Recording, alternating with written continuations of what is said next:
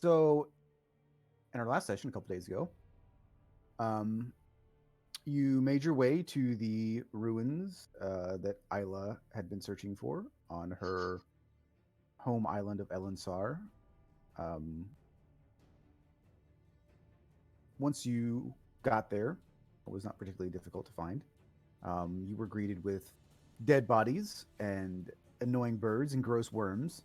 Um, you followed some footsteps that you found to the entrance of these ruins, um, finding yourself in a circular room with three doors, and those doors each had the symbol of Tolona on them. Um, you also found on those walls a directive of sorts or a prayer, sort of regarding the worship of Tolona. Um, Exploring through those ruins, you came across some undead, um, a few of which had been apparently taken control by parasitic worms. Um, the first one you came across nearly killed Ayla. Probably would have changed the whole progress trajectory of the campaign, given what occurred later. You also found some zombies that you left um, as you realized you probably didn't need to fight them. Um, you came across some loot as well, a large stash of money, a brooch, and a spell book, as well as finding the body of a infamous drow assassin. Uh, and Sorn took his blades.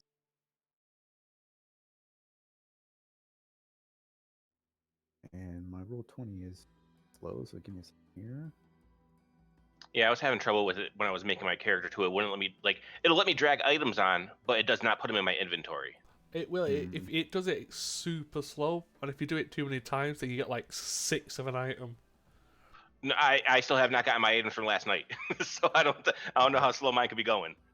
Fair enough.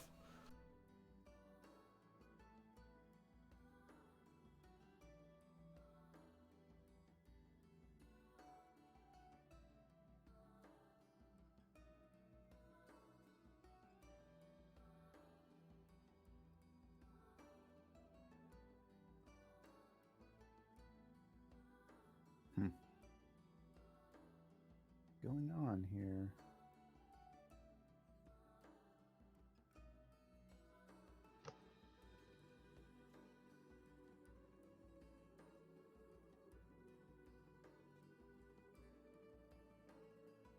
All right. So I mentioned this to Rob in Discord, but the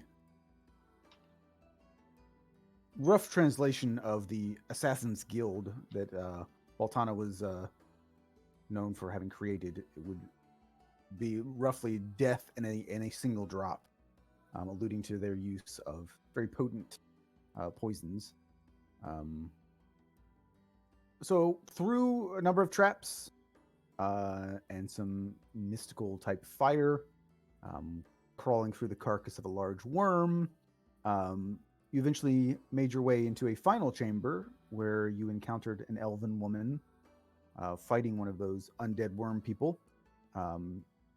She appeared to be in trouble, and you assisted her, though she seemed to be pretty capable herself as she basically turned into mist and then reappeared inside this creature and exploded all over everyone.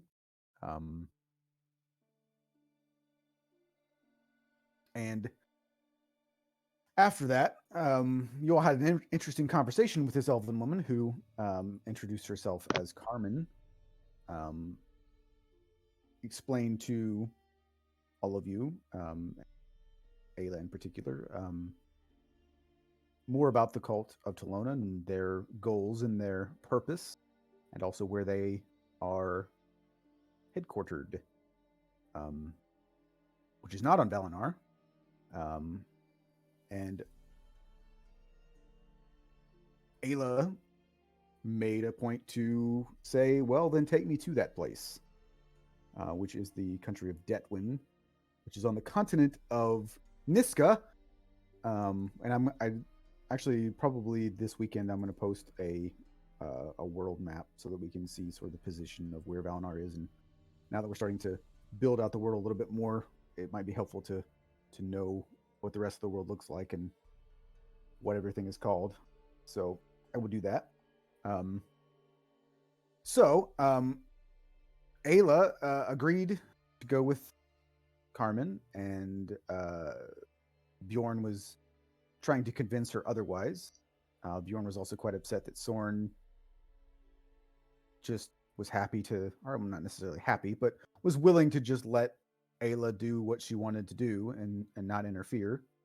And Thorgrim was also there. Forget about our dwarven friend who is the reason that Ayla didn't die, but doesn't know any of you all well enough to sort of make a comment one way or the other. Bjorn and Soren, you guys left first, and as we sort of discussed at the end there, if you follow the road essentially from Elensar, make your way back to Runetal, and follow the roads back towards Moonglade Lodge. Thorgrim was planning on going to Bariena. So at the very least, you would have probably gone that general direction to Bariena, and then you could have gone up this direction. And once you got here, you wouldn't necessarily have to gone all the way up to Testra and then like all the way back. You probably could have gone up to, this general area and then cut through the forest if you wanted to. It can be somewhat dangerous, but I think that between the two of you, especially since there are only two of you, and you don't have horses, you could make that journey. I'm not going to make you do it, but you would probably have to fight some things, some wildlife and possibly some annoying little fey creatures, but nothing that would be required for me to like get out of some combat so that you guys can see if you die, because you would eventually win, right? So I mean, I don't want to waste the time doing that, but that would save you a bit of time, because that would be maybe 90 miles versus like 300 miles or so. So you could save quite a bit of time and distance by cutting into the forest. The question is, does Bjorn speak to Sorn? No. Well, that's going to be a quiet few weeks of travel. When as soon as you guys are like up and moving, he just starts walking ahead. You like when it starts getting dark, you probably see him pull off to the side and start making like a little camp and stuff. Next morning, same thing. He wakes up and goes. Like he always has breakfast cooking and stuff like that from doing the hunting and everything, but he does not have conversations. Have you got something to say, Bjorn? Breakfast ready. I get packed. And he would go around picking up everything else, wait for you to take your shit, and then pack the cooking stuff up and start walking. I mean, if you don't tell me what's wrong...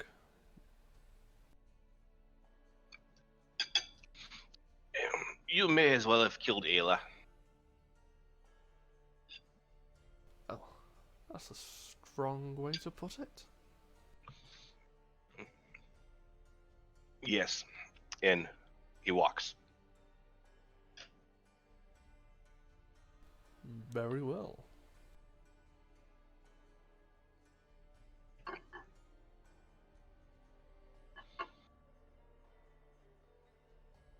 So, eventually you do make your way close enough to the Moonglade Lodge, and Bjorn, you were saying that once you got closer, you were going to attempt to... Yeah, when if we had one night where it was like, we're going to be getting there tomorrow, he would have just trying to. He would have. He probably can't sneak out of the camp. But he would try to wake up earlier and just get out without Soren noticing, and just head towards the lodge. Yeah, I mean, you could try, like, just for the heck of it, you can do a contested, do a stealth roll versus a perception roll. Not great at these. Yeah. And then the next question is Soren, because it would be likely anyway, simply because, again, it would be hard to sneak out, not even if, because, like, you're not sleeping, like, in even your trance state, you're probably somewhat aware. So I guess more than anything is that, do you care? Like, would you, if you'd been spending like weeks with him not saying anything to you, and you see that you're close enough, and he takes off running, are you just gonna be like, yeah, okay, see ya? Well, if he's taking off towards the lodge, I'll just let him run off. He's probably got his reasons. And he's not like booking it out. He just wanted to wake up earlier and leave without like. It's not like he's trying to rush there and do anything. He just wants to get there as soon as possible. I mean, Son isn't Bjorn's keeper. If he wants to Right. do something, he can certainly do it. Which is the attitude that got you in trouble in the first place. You're supposed to not want let. Dude, don't Ayla forget, do that. Bjorn, like I said this to Matt earlier, Bjorn literally has the mind of like a 12-year-old.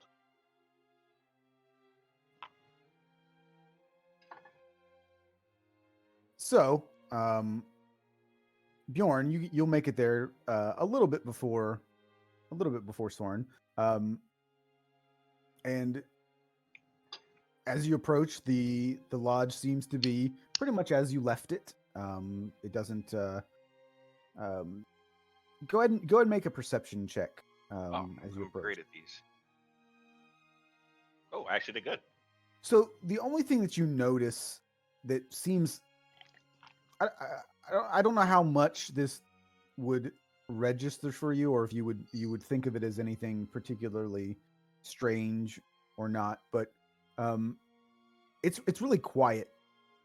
Like, you don't hear a whole lot of wildlife. You don't hear a lot of like birds or anything.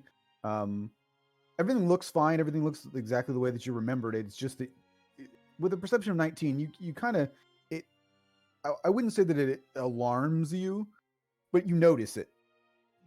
Was it like that the rest of the travel we had through the forest as well, or was it more like this area? Yeah, it's just more as you're approaching the lodge, you kind of notice it. Okay. And again, like, I don't. It's not like you're. It's a warning bell where you're like, oh, I gotta stealth or I gotta go search or Yeah, anything like that. It's just weird. It's just weird. Okay. Yeah, he would take a second and just like look around and make sure there was nothing out of place, like no like huge animal footprints or anything like that makes the other animals stay quiet, that kind of stuff, and then kind of just shrug it off and head to the door. Okay. So yeah, you make your way to the door, and I would say that inside you would see.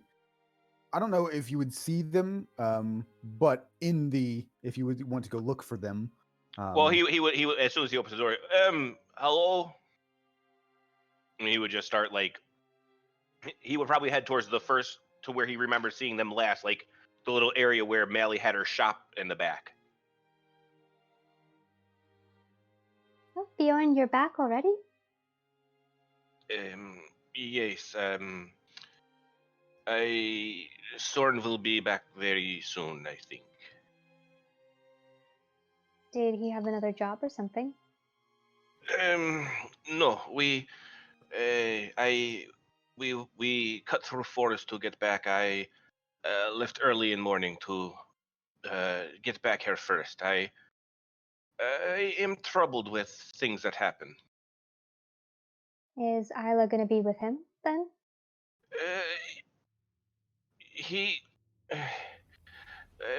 And he's gonna sit down, like he's gonna say, sit. I tell. And he's gonna go and sit at the table and just, we went to south, and Yeah. he's gonna explain everything about the mother and all that stuff, and then how everything led them towards heading out to the west to Elensar. And he'll kind of just start back after that I'll just start back at the whole thing. in ruins we found. Oh yeah, true. East. Shit. Dyslexic sometimes. Yeah. He. We. In last place we look in ruin, there was woman with magics, fighting one of creatures that almost kill Ayla. Um, After Monster is defeated, we find out she is part of this cult, the cult of disease, death. Ayla decides she wants to go to join to hopefully get cures for diseases. I do not see how this can work. The cult already know from the woman taking her that she only want cure, not she does not want to spread disease. Um, it, where I come from, if someone does something that will lead to death, it is just as bad as killing them if you do not stop them. I do not trust Thorn. I do not trust that he will um, have uh, my be helping me. If he was willing to let her go die, what will keep him from letting me die or letting someone else die? And Lena is obviously sitting at the table as well. She kind of puts a hand on his arm and is like, "Don't worry, I'll keep you safe, you know? I can start traveling with you guys again now that Ayla's gone, but can we go after her? Do you think we could defeat that magic user?" Uh, yes, but Thorn, he isn't. It is just no. She does what she wants to. Um, it, I maybe it is me. Maybe I come from tribe. I am too used to this, but I do not see a way she lives. I do not see how it could be anything but death. Yeah, it is troubling. I also would rather not leave her behind. Can we maybe send her a paper bird, get her to convince her to come back? You should be getting Bird in a few days. She did ask for some paper to say goodbyes to you and Melly. Oh, okay. I'll be waiting for that then. I definitely want to read her own words from her. I do not know how to trust someone who is willing to let friend make decision that will likely lead to death. I do not like telling people what to do, but if it is between that and them dying, I do not see why not. Why this is bad. I guess that Soren being brought up where he was, he has got his own experiences. Maybe his is more about independence and making your choice. But I definitely will always have your back, Bjorn. So even if you don't trust Soren, you could always trust me. It is very hard. I come from tribe. It is not. We are not what you say friends. It is we are together for survival. Sort of like family. Uh, I guess you can say yes. Chief is somewhat father, and yes. But if one of family does not look out for you, they are no longer family.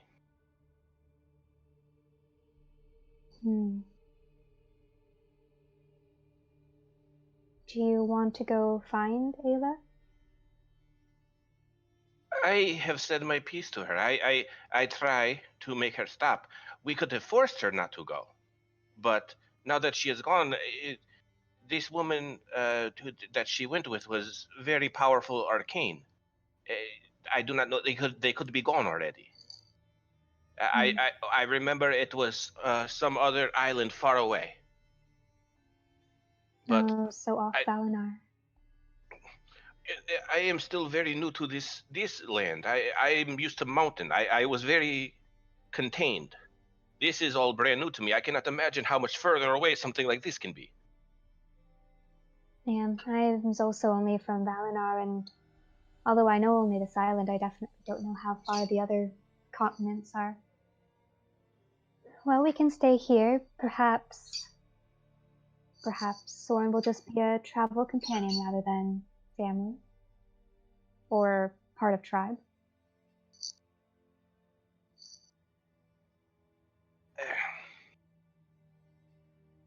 I wanted to kill him at this point. Oh, no, I don't. I would rather you not do that, Bjorn.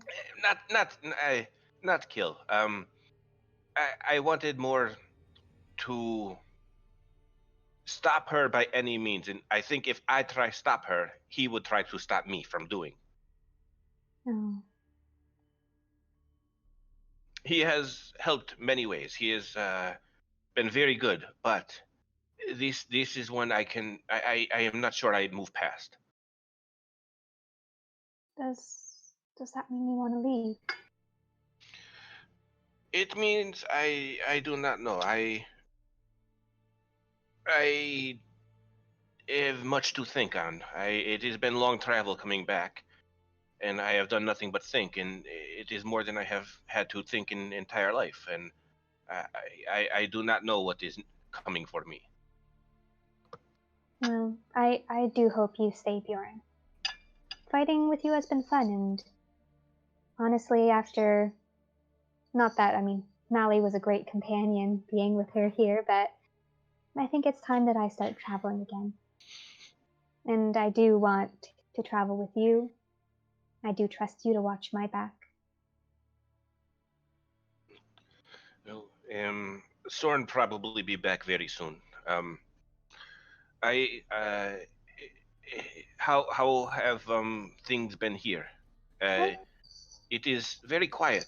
It last time there were many little animals and such, but I did not see much lately, or when I came back. That may be the mastiffs. We actually did buy them. They are actually with the horses now. Mally is somewhere, not entirely, probably working on something. She really likes working on stuff. We have been chatting a whole lot together. But yeah, probably the quietest do the mastiffs. This makes sense. I I will go up to a room, put things away, and I'm sure Soren should be back soon. He does not sleep much anyway. I just kind of left very early. Okay, and you can try some of our things that we've made, the Ayla and stuff. I admit that I'm definitely not as good as you, Bjorn, but me and Mally tried a little bit. Yes, I did make some. It was very bad, very disgusting.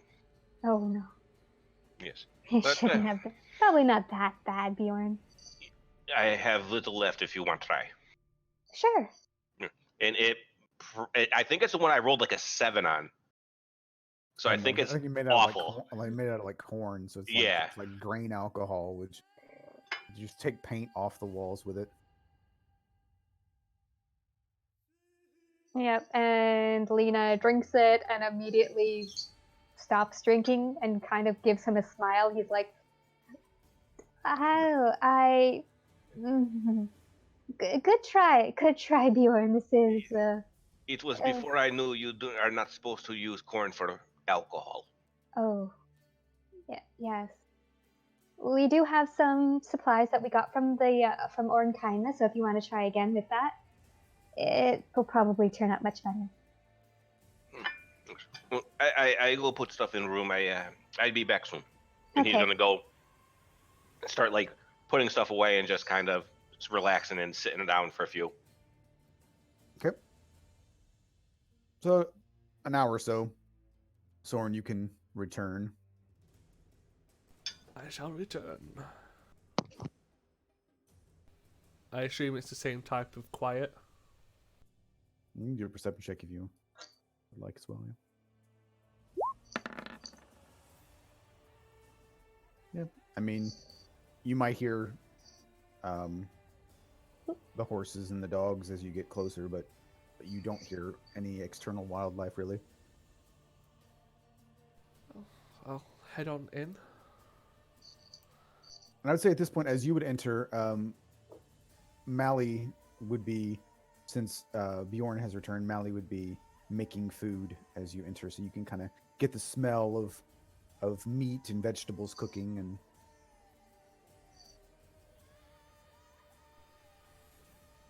Hello, it's Sawn. I'm back. I'm just going to drop some things off in my room. I'll come down to something to eat. Smells nice. Oh, welcome back.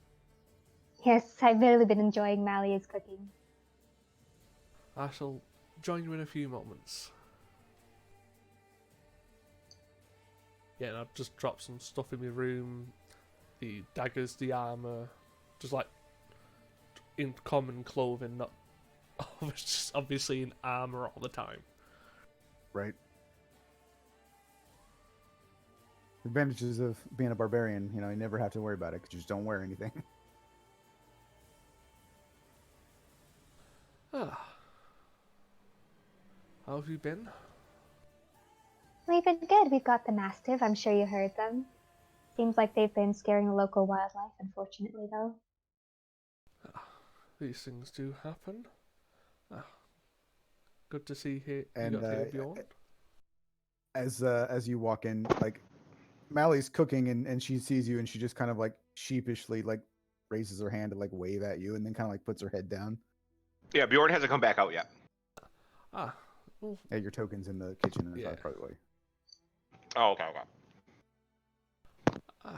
it's a pleasure to see you as well, Mally. I see you're cooking for us.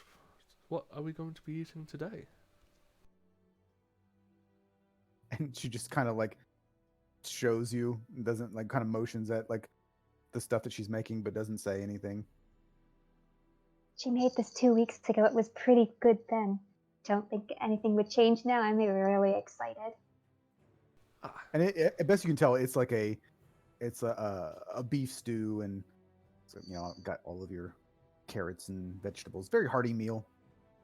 Oh, it definitely smells quite appealing. I can't wait. Soren, Bjorn told me what happened with Ayla.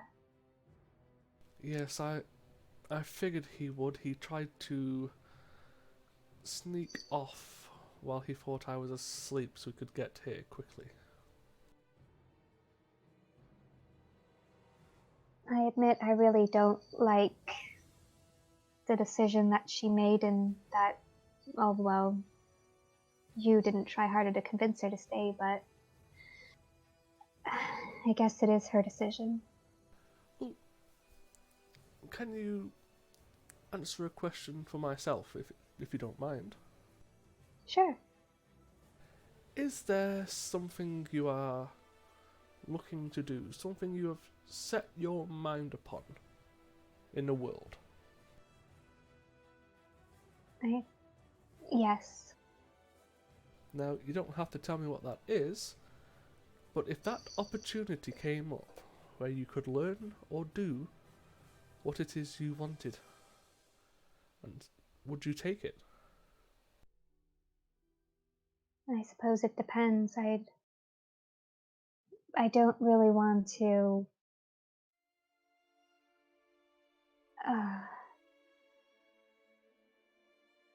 go to the evil side, if that really simple way of saying it, I guess.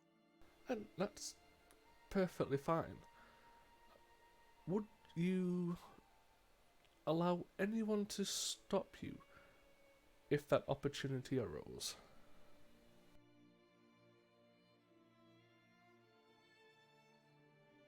Maybe. I guess if they were convincing enough.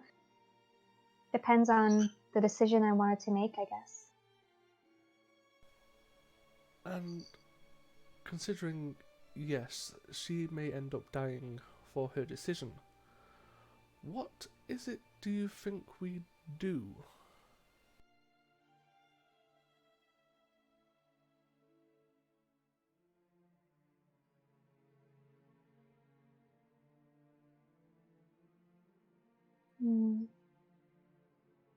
Guess we're just traveling companions going around. I wouldn't mind going to find her, but I mean, Bjorn says she's likely long gone. more than likely, but what I'm trying to get across is we've been delivery people. We've been exterminators, fighters, adventurers, travellers. At any moment during all of that, you could die. We nearly have. This line of work comes with an inherent risk. And if you make a decision, you have to be willing to live with the consequences. I know Bjorn, being from his tribe, has his own way of viewing it, and maybe yourself as well. But as an adult, you have to make these decisions yourself and stand by your decisions, no matter what happens.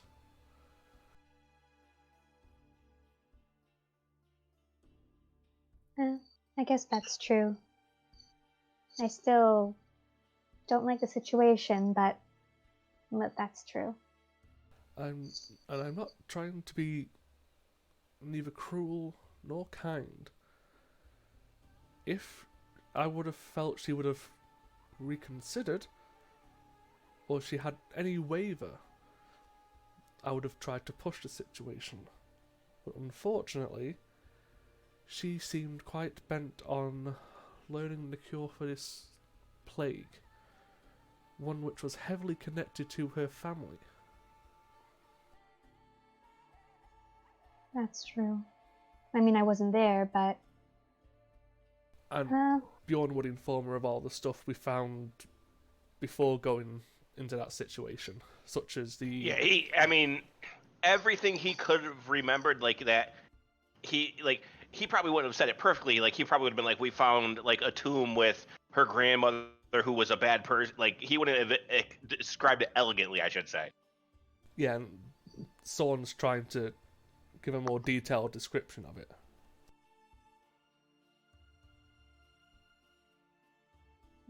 I can see it was really tough, this area for her to even be in, but... Well, we didn't travel too much together, her and I, but she seemed like a pretty stubborn and really set in her ways. From the impression I got from travelling with her, I would agree. But again, if I would have sensed that she would have caved and came back with us, I would have pressed the issue.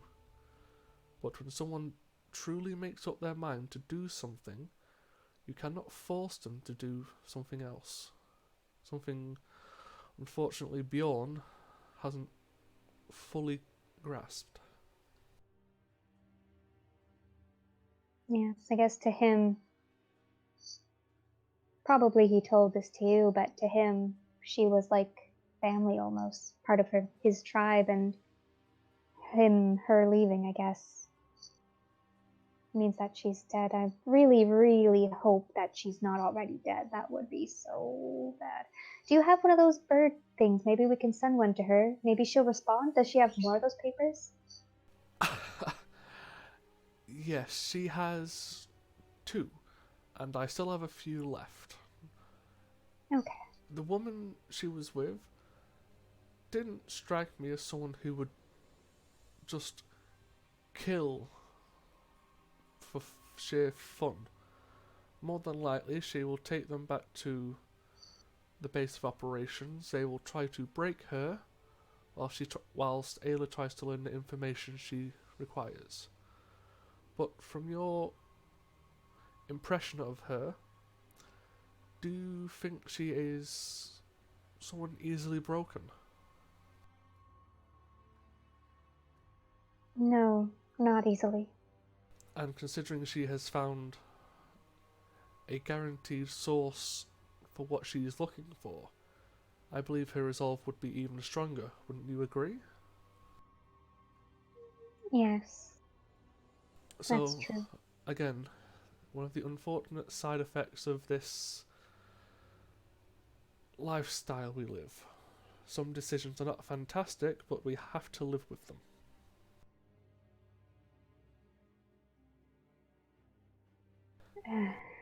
And if Bjorn wishes for me to be the bad guy, and he wants to hate me, I won't stop him. I just really hope the relationship gets better. I told Bjorn that I do want to start traveling with you two again, as long as, Mally, you don't mind being alone, do you? She kind of shrugs her shoulders a little bit. She doesn't, and What she if looks a you little come bit sad. along? What if you come along with us this time? I mean, the brewery isn't exactly booming or anything. You could come. I don't see anything wrong with that. I'm not a fighter. You don't. It's all right. You do so much more, Mally. You can help us. You create things. And not You can every, cook. not every situation requires fighting.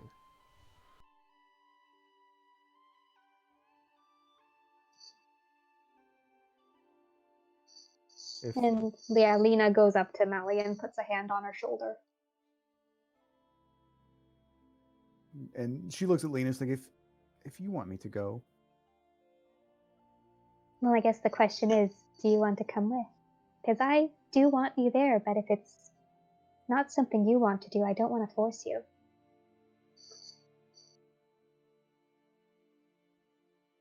don't have anyone else. And Lena just gives her a smile. Definitely come with. And she just nods and's like, food is ready. Okay. Oh, I'm excited. I'm gonna go get Bjorn. I think he'll enjoy the meat. Someone's just gonna chuckle and you do realise the conversation you've just had, yes?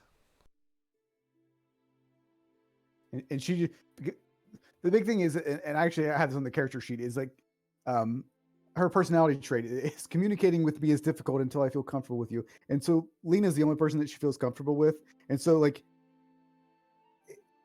she doesn't really blush necessarily, but she kind of like gets very sheepish and as you're talking to her directly and Lena's not in the room.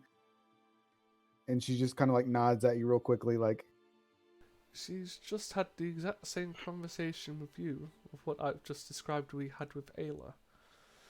So, don't worry, you don't have to do anything, or you never have to do anything you don't want to do.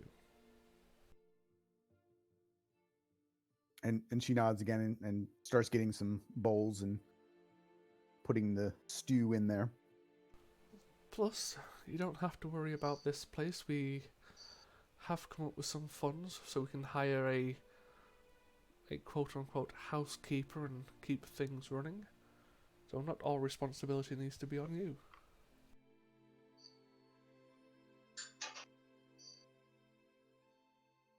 She just keeps just kind of keep nodding. She's not saying anything and then just getting food and like handing you a bowl. Thank you. I'll start digging in.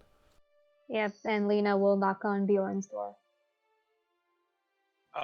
It's not locked or probably not even closed all the way, and he has not unpacked a single thing. He's just kind of sitting there with his back up against the wall with the window. Bjorn, do you want some food? Mally made some meat stew. I will come get some in a vial. I'm doing this thinking.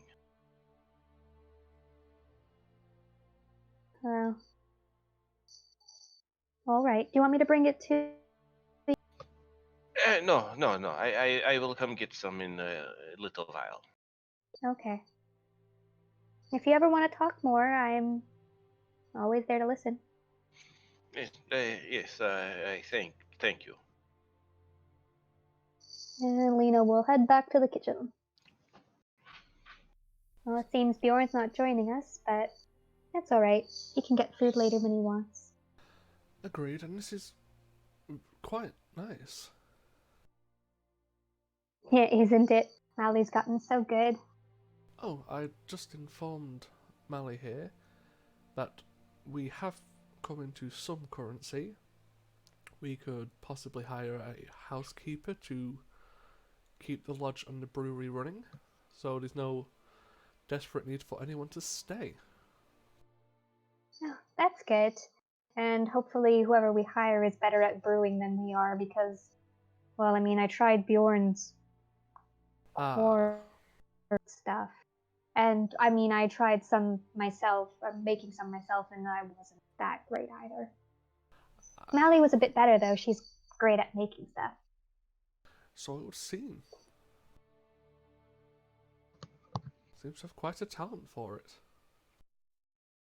And she smiles a little bit and then doesn't say anything, but then she just like gets up and walks into the other room and doesn't say anything. So it's again, she doesn't have any sort of like social etiquette. So it just seems like you like, did I offend her or something? But you can hear she just walks in there and you can hear her just like wrestling around with something. That means she likes you. Ah, it's glad to see some people do. And a few minutes later, she comes back in, and then she actually hands you a healing potion that she made. Ah, thank you very much. I would put this in a bag but unfortunately I'm using my one hand to eat your fantastic stew, so I'll sort this out later.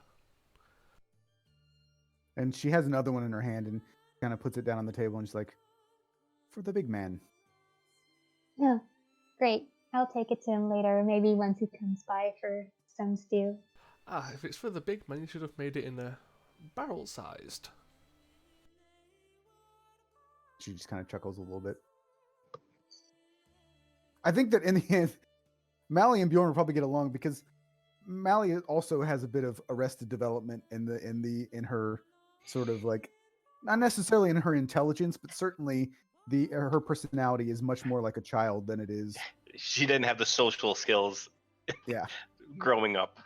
she is actually very smart. She just definitely had a rough childhood. She like, if you guys will, I don't know if anybody remembers this, but Wasn't she like sold? yeah, her parents sold her to the Mordoon, so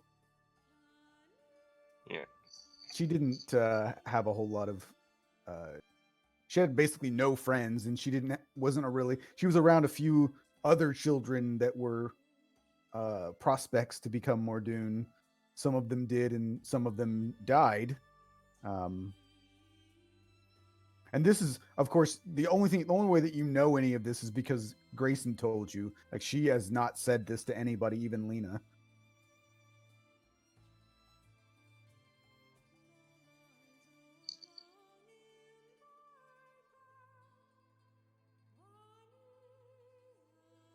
So, Bjorn, at any point, are you going to go in there with the rest of them?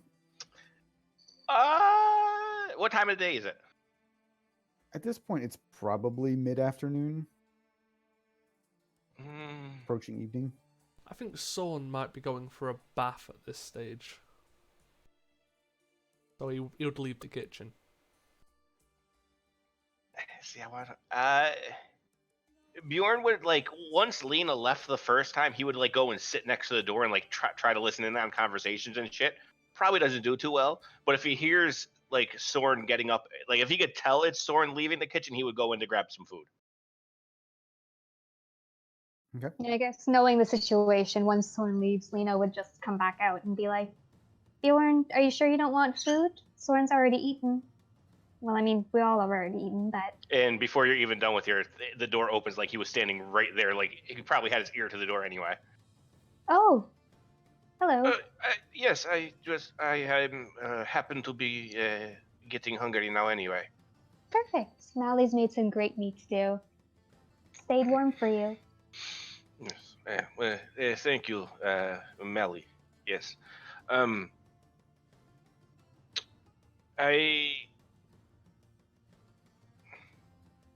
I do not like thinking. It is very it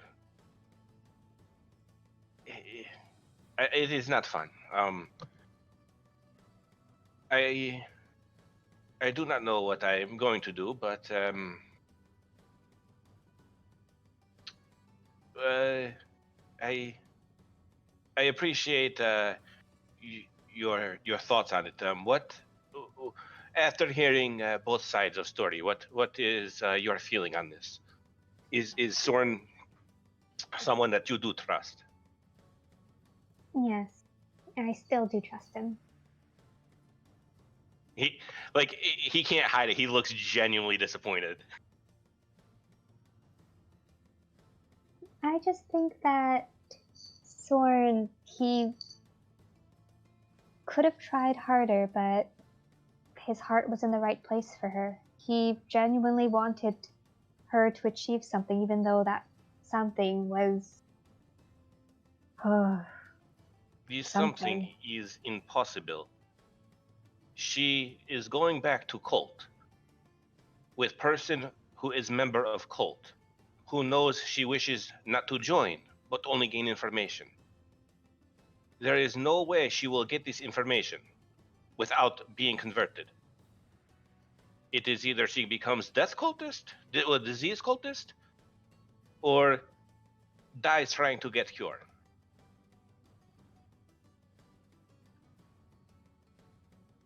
I know. I really, really didn't like the decision or situation. I mean, I wasn't there to know all the details, but I do wish Soren would have tried harder. But I do still trust him. I do not think, no matter how hard either myself or him try, she would not have listened. It would have to have been force. And I understand that this is normally not something good, but if it is going to keep someone alive, it can be. I'm actually not quite sure Ayla would have stayed regardless if you had tried to force her. Yes, but she would not have gone to join cult. It would have been something else. She would have tried a different way. I can't speak for her, but I'm curious if she would have tried to go anyway. She seemed to know the location. Could have got on a boat. Yes, but without member of cult introducing her, how do you think she would find this group?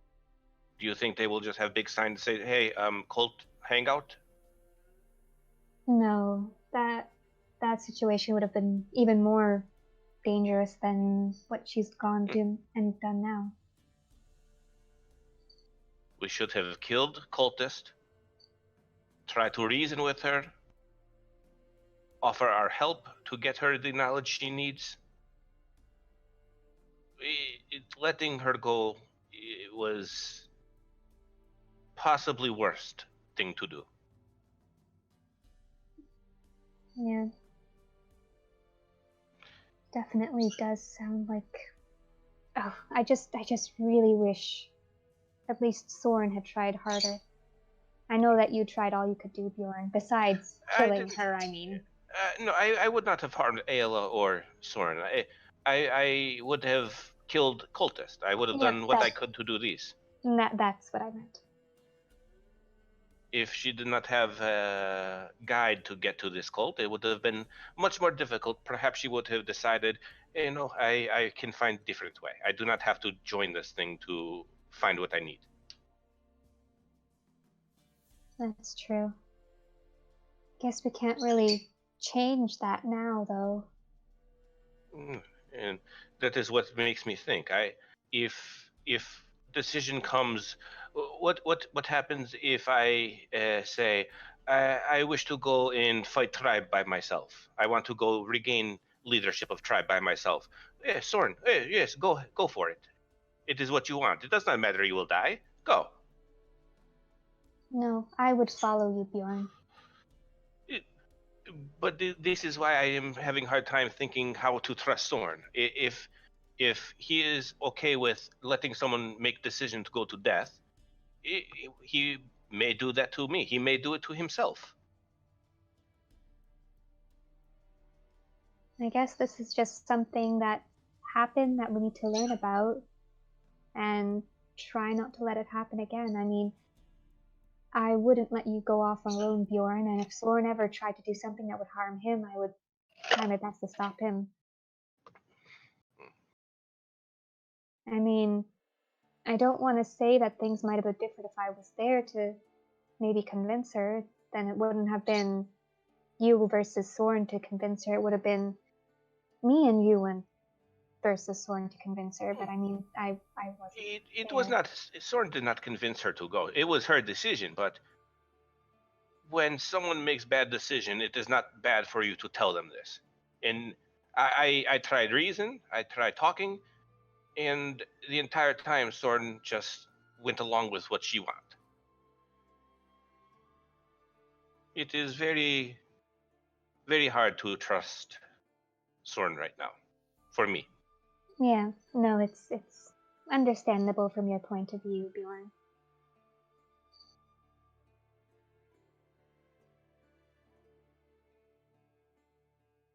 Well, thinking is a little bit better when you are able to talk and have some good food. So, thank you again, Melly. And she nods at you, and then she hands you the healing potion that she made as well. He kind of looks at it and, is this one of ales? It's healing potion. Oh, yes. Thank you. And he'll just pick it up in one of his hands and, well, I think it. I need to sleep on decision. I do not know what comes next for me, but I will give it some more thought. Okay, I do leave the decision up to you. I will say I do want you to stay.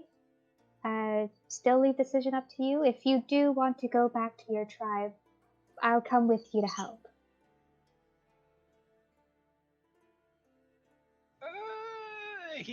I don't know how good he would be at hiding him, but he looks visibly uncomfortable when you say that. You don't want to go back to your tribe right now? I do not know if this is what I want. I just know that if that decision does happen, me to return, I do not want to bring people I care about with me. I do not see a good way it turns out for me.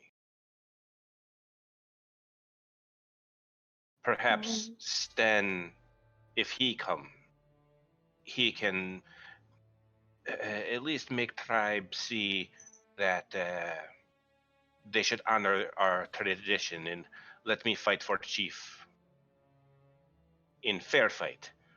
But it has been long since I've spoken to any of them. I do not know if it will be allowed. Well, just know that I'm definitely coming with you. I want you to tell me your decision tomorrow morning or whenever you decide to make it. We can go see Sten and Utha. They should still be around Orkaima. They came back for a quick visit. Yes, they went to gather reward for job. Yeah. They dropped by, tell us a little bit about what happened. Well, yes, I sleep on it. I am not used to doing this thinking this much, so it is making me quite tired. Yes, of course. Go on, sleep. Tell me your decision when you make it. But if you disappear, I'm definitely gonna find you. He kind of has like a half smile on his face between like an actual smile and looking very nervous, and heads off to his room. Because that wasn't Alright. creepy at all. I'll find you. I'm gonna move us back to the main map here for this next bit. So I'm gonna jump back a little bit. So essentially, like Bjorn, as you're getting up from the table, Soren, you're gonna come in from the other, like walking in from the other side. So I mean, it's sort of like you're crossing paths, not like one's leaving, one's coming in at the same time. And as you do, as this whole like scenario is starting to happen, you guys may sort of like catch each other's eye. I mean, it's not obviously going to stop you from doing what it is that you're going to do, but you can see that like as you're finishing up that conversation and Soren starts to walk in, Mally stands like bolts out of her chair, and like her chair like falls back behind her, and you can all see. I mean, because it's jarring, and everybody, you all sort of turn to look at her, and you can see that she has this absolutely terrified look on her face, and she's just like staring at the door that leads to the hallway that goes to the front door, and she without moving her eyes, she just yells, "Run!" And as soon as she says "run," and you're all like, "What the hell's happening?" You hear this, you hear it, and then feel this explosion coming from the outside, and it's so powerful that you can actually feel the like concussive blast like smack you in the chest. And additionally, Sorn, as soon as this explosion happens, you feel this sensation of like being empty on the inside, and you can feel like you recognize it instantly is that in the snap of a finger, you have lost your connection to the arcane. And this is all happening extremely fast. And then just after all of that you all feel your bodies restrict, and you're unable to move, and you're all frozen in position. Can we And still chat? you could probably, yeah, you could still talk. You just can't move. But from like, and you can like all the dust and debris as the walls were partially knocked down, and the doors are like hanging off the end of the hinges there. You can see slowly walking through the dust towards you all, 3 figures slowly walking. Now in the center, walking slightly ahead, you see this tall, slender elf with long black hair, very sort of sharp features, with a bit of a sneer on his face, and these sort of piercing gray eyes. And he's dressed in these very nice looking black leathers with this cloak over top of it, this sort of a deep crimson color. And to the right and left of him, you see 2 even larger figures. Probably you would estimate they're almost 7 feet tall each. And they're wearing this sort of gray gunmetal armor, and they both have black cloaks over top of their armor with their hoods pulled up. And on the chest plate, you can see this beautifully etched black rose on the center of the chest piece. And even though their faces are obscured by their hoods, you can see the unmistakable glow of turquoise eyes peering out from the hood. Yeah, Lena would immediately not glance at Mally because obviously she can't move, but Lena would be like, "Mally, I swear it wasn't me this time. I don't understand. How?" And the man in the center walks forward, and the other 2 sort of stop behind him. So real quick, the other 2 are the ones with glowing eyes, or do all 3 of them have it? Just the 2, the Okay. guy in the guy in the center whose hood is down, does not have glowing eyes. But he's the one that's walking towards you at this point. And you can see that he's slowly sort of looking at each of you. And he says, "I am Inquisitor Elendor." And he's still kind of looking around at you and says, "You have been found in violation of multiple infractions against Queen Ashra and her empire." And he reaches into this pouch on his side, and he pulls out this piece of paper that he unfolds, and you can see that it's got all kinds of folds and creases and stuff in it. And he straightens out the paper and says, "I present the following letter as evidence of your guilt." And then he begins to read. And then Tara, if you'd like to read what he says. Yep. To a member of the Mordoon, I hope this letter finds you well and does not prompt you to destroy it, despite it traveling by magic. My name is Ayla, an elf from the now deserted Elinsar Isle, the island devastated by an unknown disease. I give you these details because they provide context as to why I traveled with and aided magic users and threats to the Empire. Now that I have found a potential way to cure the disease, the usefulness of the group has ended. I hope that by providing you details of their identities, you will find it fit to excuse me of treason and allow me safely back onto Valinor once I return from my personal quest. The group is led by Mr. Grayson in quotations because I do not believe that is his true name. A crimson tiefling who was once living in Tessera and has connections all over. He is now hidden on the other side of some portal with his daughter and an elven girl, Erin, whom he is training and believes will bring the end of the Ashram Empire. The portal is in the basement of the Moonglade Lodge, southwest of Ornkaima, a defunct hunter's lodge now home to members of his group, the cover of which is that of a brewery. There are 4 members of the group living in the lodge: Malindria, a reject member of the Muldoon who seems to hold some of your abilities regardless; Lena, a half-elf girl I don't know much about besides the fact that she uses a pistol; Sorn, a drow and user of an unnatural magic who seems to be able to use his magic from a distance, as well as strengthen himself with it for close combat; and finally Bjorn, a human who does not use magic, but uses his strength to aid others and gets stronger when angered. Please find details on how to reach the lodge below. I do hope these details aid you in the protection of the Ashram Empire. Sincerely, Ayla Galanadel.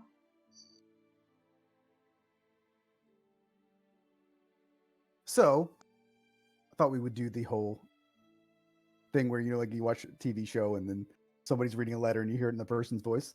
Mm-hmm. So, he reads that letter to you. And then he says, "Now, I will hear whatever defense you may like to muster."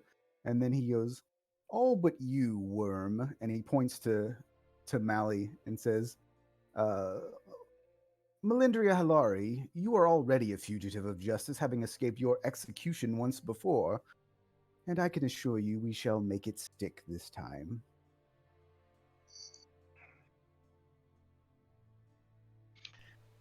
Could I ask on what evidence you have on these charges? And he sort of like looks at you like, was this not enough? So you would And accept hearsay and not proof against a member of the Drow realm? And he looks to one of the Mordoon behind him. It's quite obvious what you are, friend. And then he motions, "Go check for this portal mentioned." And one of the Mordoon heads off. Real quick question: are we all like facing? Can we see these people? Yes. Okay. All right. Is it Bjorn having it around Sorn and Ayla? Is it obvious which one of them is doing this spell that is making them not move? No. Like, is it obvious who's concentrating on a spell? No. Okay. All right. And my last question is: do I still have on my cape?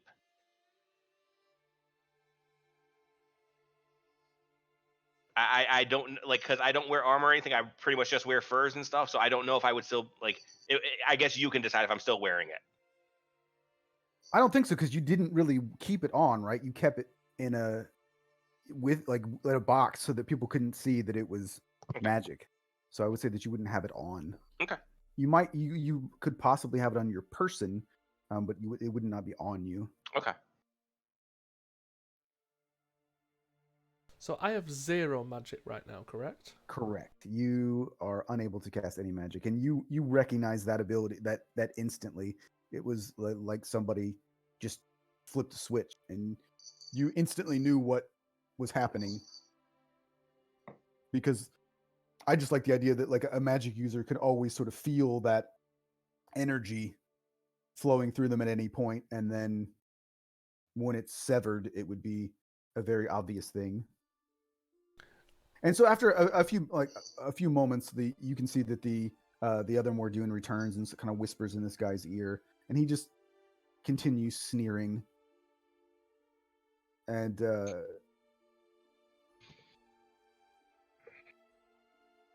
he says,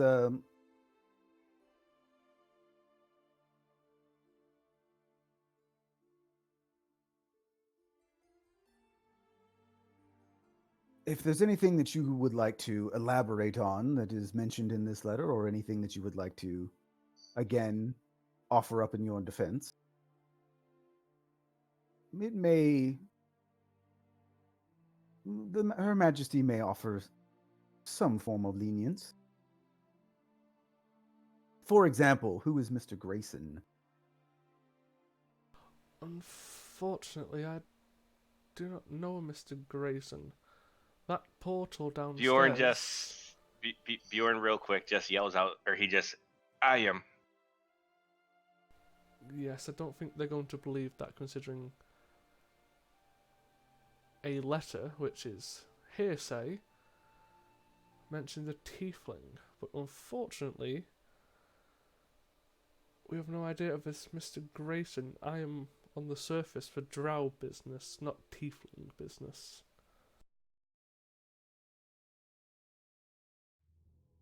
And he just sort of sighs, oh, this is so disappointing. What about you, girl? And he points to you, Lena. These two idiots obviously don't have any interest in saving their own skin. I don't know either. And he just sort of smiles and like looks at the other two, just sort of like to the Mordoons, like incredulously, like, well, I guess this was much easier than we thought it was going to be. And take them away, I suppose. Yeah, sorry, go ahead. Is there any way, without casting magic, to try and break a magical hold? No. Worth a go. So, at this point, he tells you that you are to be taken to the dungeons of the Dreadnought prison, and I would think that maybe not Bjorn, but Lena and Soren, you would know it probably, have at least have heard of the Dreadnought prison. And so, if you're looking at the map and you look down here at the desert area, uh, basically where the A is right here. It's in the center of the desert, basically, and that is where he says that they will be taking you. So any items that you have, they remove, and you remain restrained and unable to do anything about it. All right, Bjorn has one last ditch effort. He's gonna. I will bring you to Grayson.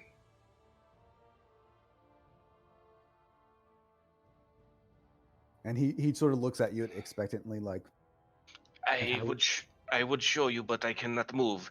If you come and look at the right hand, I have symbol on it for circle down below.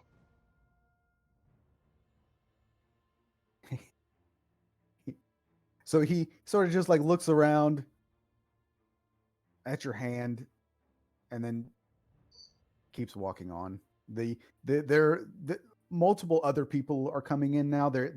It was just the two Mordoon, but you see other elves in armor that are coming in, and sort of like carrying you guys out of the lodge at this point. And as they take you out, you can see that they have some carts, and they actually sort of like basically lay all of you, the three of you, down, and they actually take Mally in a different one, and you can see that they appear to be treating her a lot more, with a lot less care, I guess.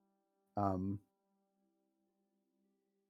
it was first that you had heard that she had escaped an execution one time, but she's taken in a separate cart, and the three of you are all put in the same cart together, so you could talk to each other.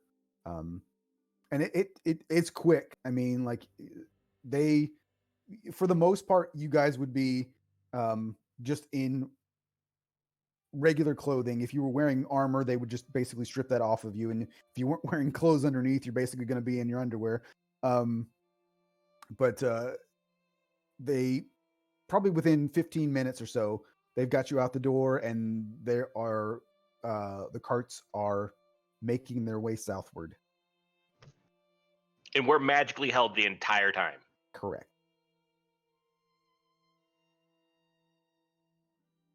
Well, it seems our friend we were so worried about was never really our friend, Bjorn.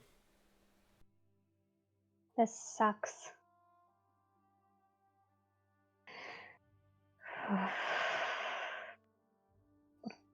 Punch the Inquisitor in the face. Unfortunately, these restraints are also anti-magic, meaning I'm out of juice.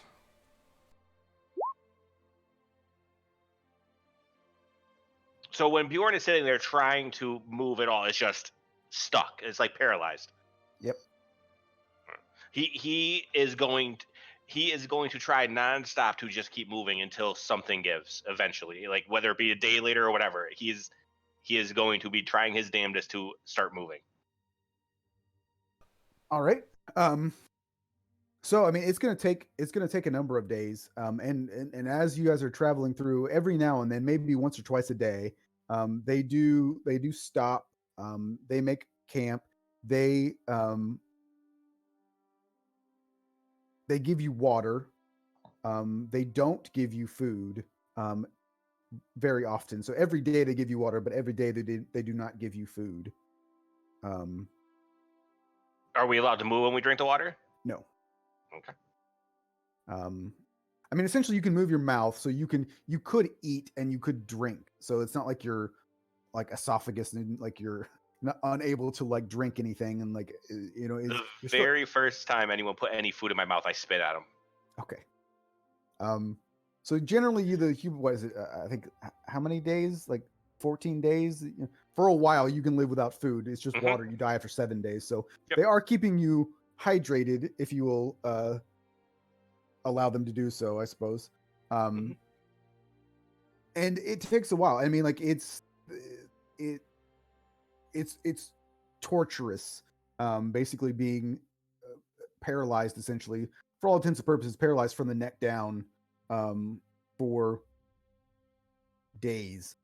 I'm going to be trying to meditate and try to use the entire time to recover any form of magic. It's not going to work, but that's what someone's focus is going to be. Okay. And Lena's going to be calling to Mally every once in a while just to make sure that she's there or to comfort her, hopefully with her own voice. And the few times that they, that you do stop, they do kind of like, I'll say, just so that you're not like laying down the whole time. I mean, like your bodies can like be moved in the sense that like they can like put you in a sitting position. You're not entirely rigid. Like you have no control over your movements, but you're not just like, boards laying in the back of a cart for days. And so you can see, they'll like prop you up so that you can kind of see what's going on around you. In addition, you can see that the entire time they are having quite a good time mistreating Mally, and just periodically someone will walk by, like because you're in a horse-drawn cart, and then you have like an entourage of people. It's actually somewhat surprising the number of people that is following this caravan. There's probably 20 or more, and sometimes they've got Mally sort of like propped up as well, and you'll see some that will walk by and just cold cock her in the face, which she can do nothing about. And so like after a couple of days, you can see that like her nose is probably broken, and you get the idea that they're all quite angry at her for reasons unknown, but they're having quite a bit of sport, kicking her and beating her up. Do any of the ones that do that to her try to feed me or anything? No, there are these are the ones that are, you can tell would likely be more like the soldier type, and then you have sort of like the lower ranked people that aren't wearing like full sets of armor that are in the back, and the ones that would be sort of making the food and stuff for the rest of the caravan. Are they like slaves, or are they just working? They appear to be working, but they're not. You don't see them being cruel to anyone, including Mally, and they're not you have heard them to be. You've heard them to be told not to talk to you guys, but they're not menacing or you know, like spitting at you or anything like that. Like they seem to be just more like I just work here, right? Like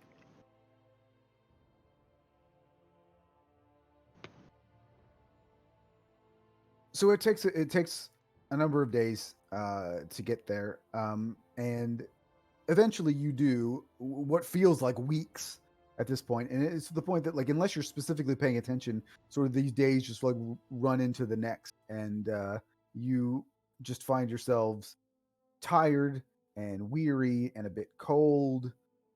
You're hungry. You're also just still a little bit thirsty, until you eventually um, see in the distance this prison.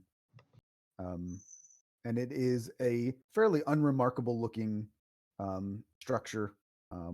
Just essentially looks like a large stone building with very few windows.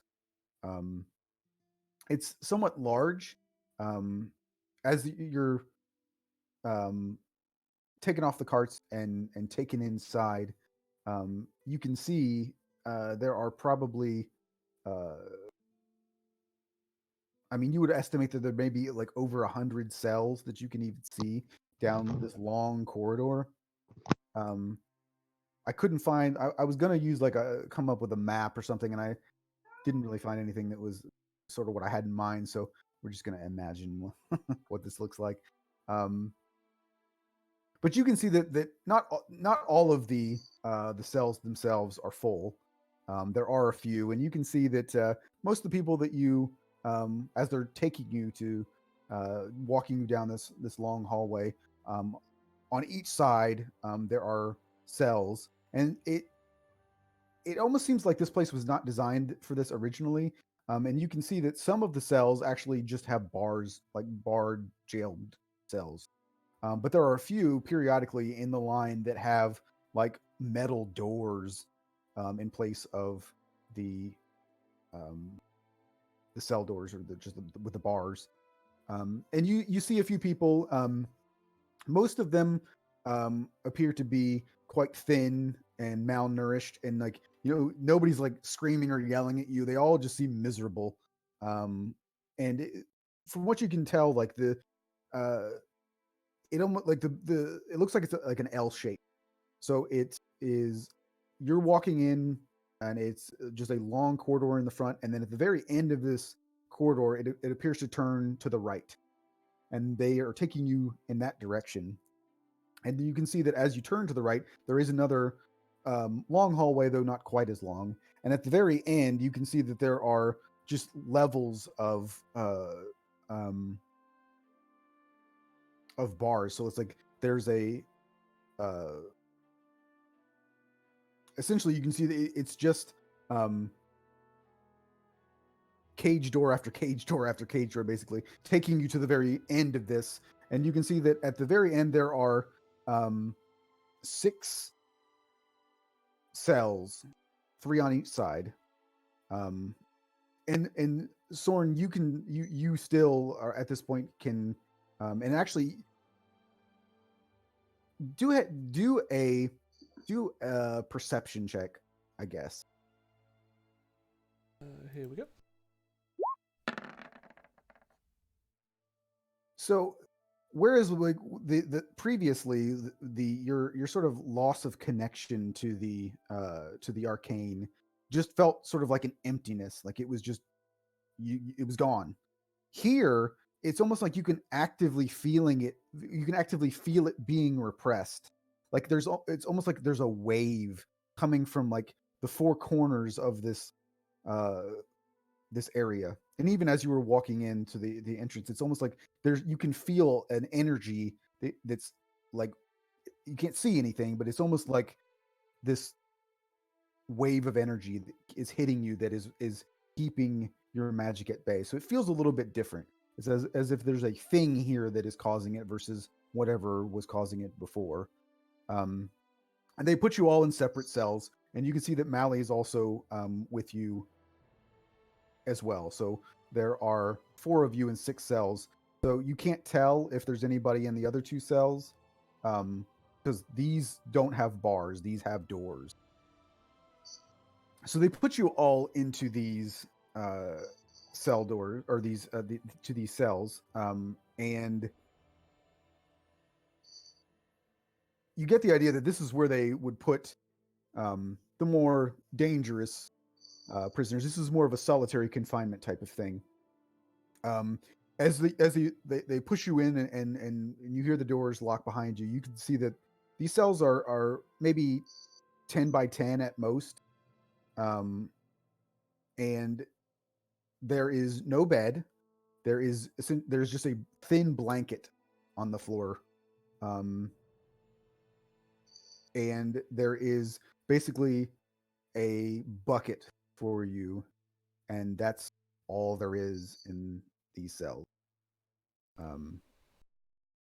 Well, fuck So, yeah. this place. So that is where you find yourselves now. And we're all in one cell? No, you're all in individual cells. Okay. You're basically in a small area of 6 cells, and so you're in each individual one. So they're back to back. So you would be like, so if you want to imagine it, right? So if you're standing at the entrance of this sort of small room, and you've got 3 cells on your right and 3 cells on your left. Sorn, you are in the cell furthest from the entrance on the left-hand side. So you're in the back there.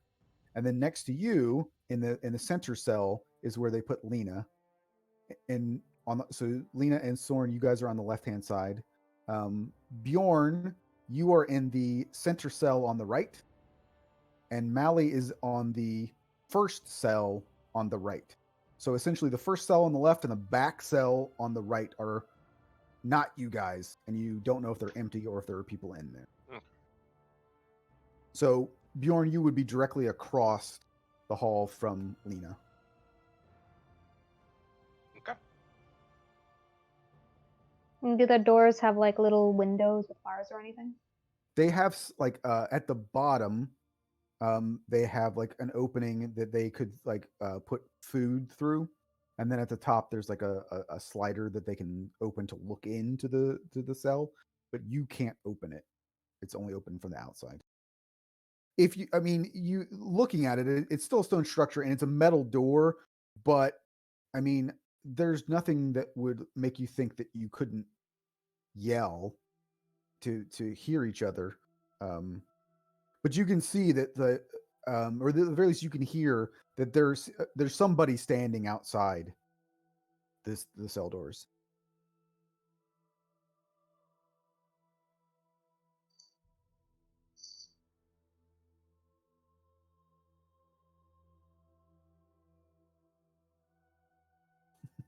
So, what would you like to do now that you're in prison? Viva la revolution. So, I mean, if you want, you guys could do like investigation checks or like perception checks to see, like what's what where you guys are. Yeah, Lena would look around her cell and see if she can find any kind of weak points to see if she can escape. Bjorn is literally going to throw his 250 pounds over and over and over at this door, trying to loosen it one bit. I'm going to investigate the 4 corners which make me uneasy, and any other, if I can find any other structural weaknesses in the general vicinity.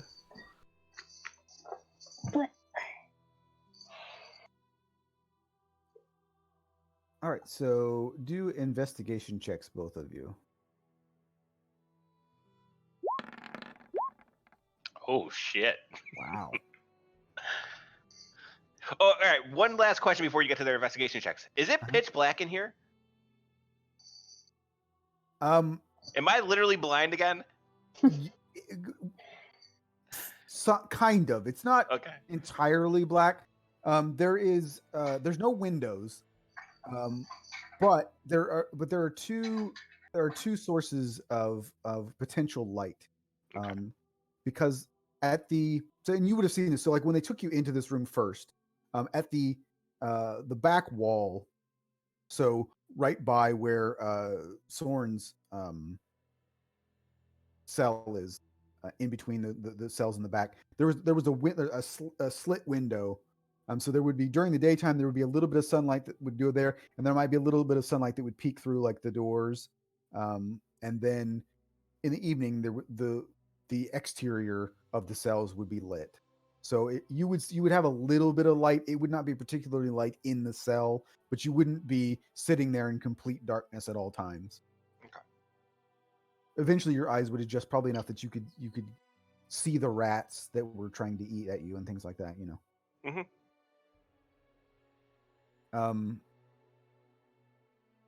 So, just so that we can kind of like, because first and foremost, like, I know that there are some, there's ways to do like prison escapes and like staying in prison. Like there are some adventures that people have written where you just like stay in jail. That's how the campaign starts. I'm not going to do that because I think it's kind of boring. So what I'm going to do instead is kind of give you guys, we are going to do a few like time jumps, in the sense that you guys are going to be looking around, and you guys are going to be, Bjorn, you're going to be smashing up against this stuff, but Yeah, Bjorn has a complete plan in case he gets a chance to do it or to try it. Yeah. So the prison guard, obviously, I know that you won't stop. They're going to tell you to stop, and then they'll just laugh at you because you keep doing it. Mm-hmm. But it's probably you've been in here, I'll say that, a few days, enough time that you've discovered a few things, and I'm going to include this with the investigation checks. That's why I bring this up. So you notice that there are different shifts, and you kind of get the, just listening to some of the conversations that are being had between the guards, and they same time every day they come and they give you lunch, and then same time every day they will bring you dinner. You do not get breakfast; they just feed you 2 times a day. You can hear throughout the rest of the prison, it sounds like at times maybe some of the prisoners get to walk out of their cells, whether that be to do like labor, or to, maybe they get to go out and exercise or something. You guys never get to leave your cells at all. But you sort of gotten the rhythm of the timing of things, and the change in shift from one guard to the next. So you kind of have an idea about when that happens, like just counting down, like this is when they bring the dinner, or in between lunch and dinner, it's at this time every day, the same sort of time interval that, this guard leaves and then another one comes in, sort of like for the late shift and that type of thing. Soren, through your investigation of like your temple, your It's my temple now. is your temple now, of your cell there. I was reading something I had written, and it said temper, and I just got temple out of that somehow. But you feel like in the far corner. So if you imagine yourself standing outside of your cell and looking in, it would be the right corner, which you also know to be like the backside of like the what you would assume would be the backside of like the prison itself. As you move closer to that sort of corner of your cell, you feel that sort of wave much more intensely than you do even just going 10 feet away from it to the other side of your cell. So I assume that's something I definitely need to deal with. And then Lena.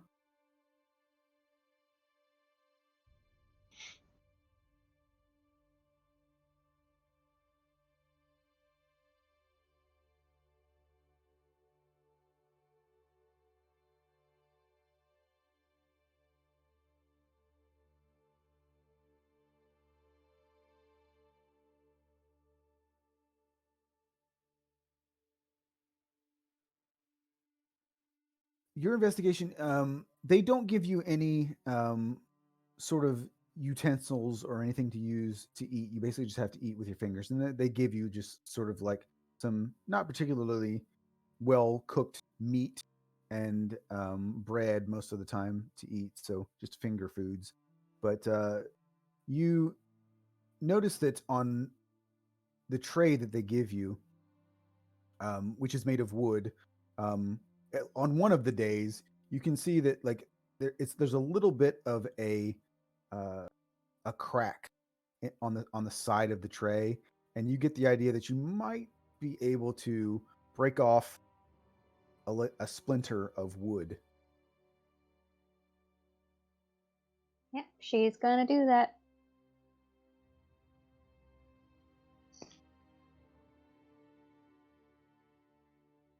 So that's what you've kind of discovered. Bjorn, you're just making your shoulder hurt most of the time. Yeah, at one point he's gonna start doing it and then stop doing it and just lay down playing dead, hoping someone is gonna come in to look at him. Okay. Like just lay there and do his best impression of being either unconscious or dead that he could. And on maybe the third day, what you would assume maybe be someone with a bit more authority, whether it be maybe like a warden or what have you. He doesn't open up your cells or even open up the slats to look in or anything, but he essentially informs all of you that you have all been sentenced to death.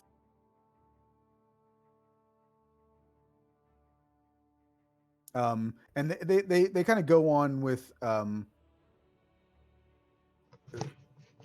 they read off some of the charges to you, and Soren, you're really the only one that's actually being charged with anything that like has any sort of like legitimacy to it, in that you are a magic user and you have been accused of using magic in violation of the laws of Valinor. Lena and Bjorn, you're basically being charged with Guilt by association. yeah, I mean like conspiracy against the Empire and working with the enemy essentially is kind of what you guys are being charged with. It's all garbage, and you know it's all garbage, but I mean technically Soren has broken the law, but sentencing you to death is probably a little over the top even for the Empire. Well, I know what I'm going to do now. I'm going to go the extreme route. And I'm going to get as close to that anti-magic, which is making me feel awful. And I'm going to attempt to empty my body and try to attune to the anti-magic. All right, so do another investigation check around the wall there to see like if you can sort of pinpoint. I don't know why your rolls are taking forever to actually appear on Roll20 for me. Well, it was an 11. Yeah, I see it now, but it's just taking a while. It's weird. Let me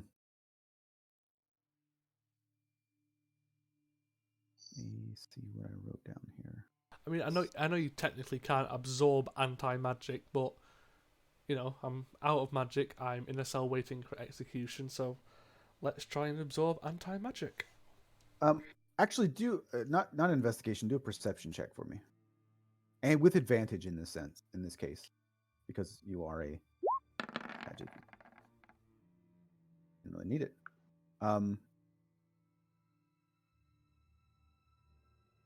So you get the idea that unlike what was happening to you when the Mordoon first appeared,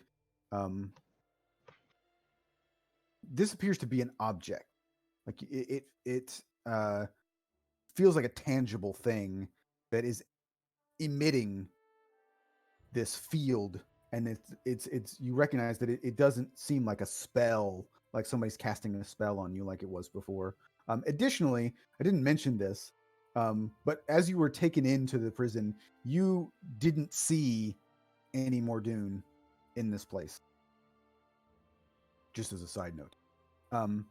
But as you're sort of like getting closer to this and you're like rubbing your hands against the side of the wall, you can feel like a spot on the wall, because these are stone walls, that almost feels like a false wall. Like if you're knocking on a little bit, you can hear that it's a little bit hollow behind here, as if there's been plaster put over to make it look like rock. I will attempt to remove the cover. So there's no way, like you sort of like move your hand around and you can feel like you can't feel any grooves or anything, but you think that like after knocking on it, you might be able to bust through it. Yeah. Sure, I'll try and bust through it with my 8 strength. I mean, what else are you gonna do, right? Is there like a little crack in the wall or something between Soren and Lena's cells that she can push that splinter of wood through? There's not. I'll say that like more than likely, because there isn't like a lock interior, this splinter of wood that you have is more of a shiv. This would be, I mean, you might be able to use it as like an improvised like lockpick if you had to, but it's made of wood, which would probably be not very effective. But it is a sharp splintered piece of wood where you could probably put it in somebody's neck if you needed to. So it's really, this is really more of that type of thing that you were able to acquire.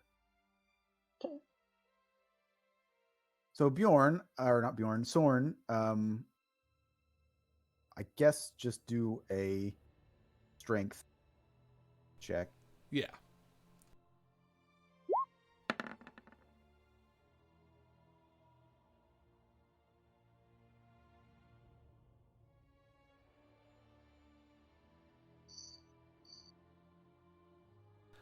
Yeah. Did you roll it and it's not showing up for me? Oh no, I rolled a 2 minus 1 for a 1. You know, because one-handed weakling wizard.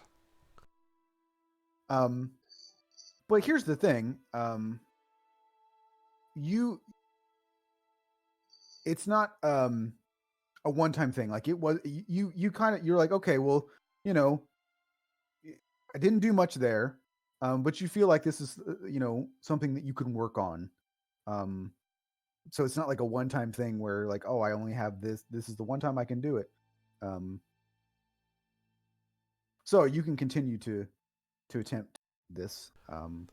Would it change the roll if I decided to run and drop kick the wall? It's actually too high for you to be able to do that. Unless you want to try and do an acrobatic check followed by a strength check to leap up and attempt to kick it. Sure. What could go wrong with that roll? I still haven't seen your strength roll though, so I don't know what's wrong with my roll 20. Yeah, I haven't seen it either. It might be with the sheets popped out. I'll put it back in roll 20. I don't see why that would make a difference, but It shouldn't, but it's roll 20, so you know. do you see the acrobatics? Yeah, I got that. Yep. So does the 15 get me high enough? Yeah, 15. I'll say the 15 gets you high enough. Now another strength check.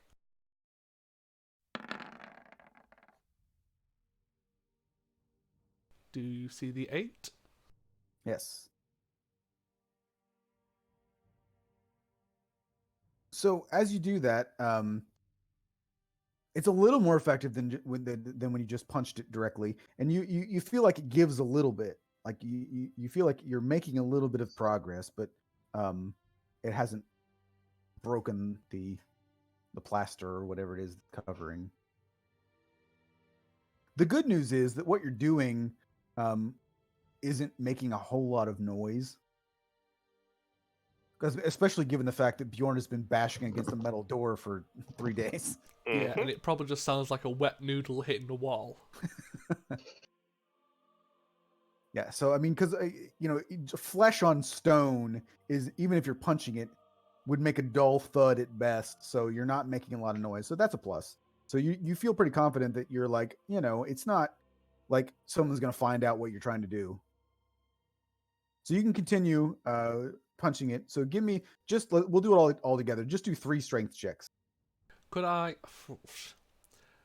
do like an intelligence check to see if I know the exact way I need to hit it or the right angle to give me advantage? Sure. Do an intelligence check to see if you can find the right leverage to see if you can break it, and then I'll give you advantage on your strength check. Not that would have mattered because you still would have had an 8 on your strength check. I know, So but yeah, I mean, like you kind of get the idea that it's like, okay, when after you kicked it, you kind of got a feel for sort of where you felt like it was in it where its weakest point was. So you think have a better idea about where to strike it at least. yeah, I've got to try and help myself with this noodle arm. Yeah, I mean, because you could brute force it; will just be here forever if you do that. But yeah, so do a few more strength checks real quick. Do rapid fire. You can even use your stump. Give it more square footage when you do that. I rolled a 14 out of 3 rolls. Yeah. So actually, that one. So just for because this is funny, right? So the AC of this plaster was 10, and it had 5 hit points. So all of your rolls, but that one right there, were overall ineffective. But that one does break it, and you can see that inside in the back, and it's not like directly behind there, but if you reached in, there is a gemstone that appears to be the source of this anti-magic field. Would I be able to smash it? You can certainly try. Please, not another strength check. I mean, I don't know what else it would be. Can I use Dex to throw it deftly against a wall? It's still how hard you could throw it would be a strength check. So. God damn it.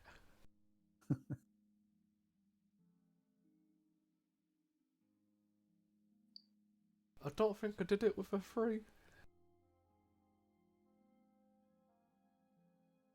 See, roll an unarmed attack. An unarmed attack for me would be just a D20 minus strength. I can never remember what unarmed attacks are. It's your proficiency modifier, your strength. Well, I don't think I'm proficient in unarmed strikes. Everyone is proficient in unarmed strikes. It's just how much damage you do with it. You don't get extra damage unless you're either a monk or if you're not, or you have to either be a monk or have Tavern Brawler to get extra damage. Yeah, it's 1 plus your strength modifier would be the damage that you would do, but anybody can do an unarmed throw strike. A punch. So I'm just going to roll animal handling because it would be the same modifier. It's fine.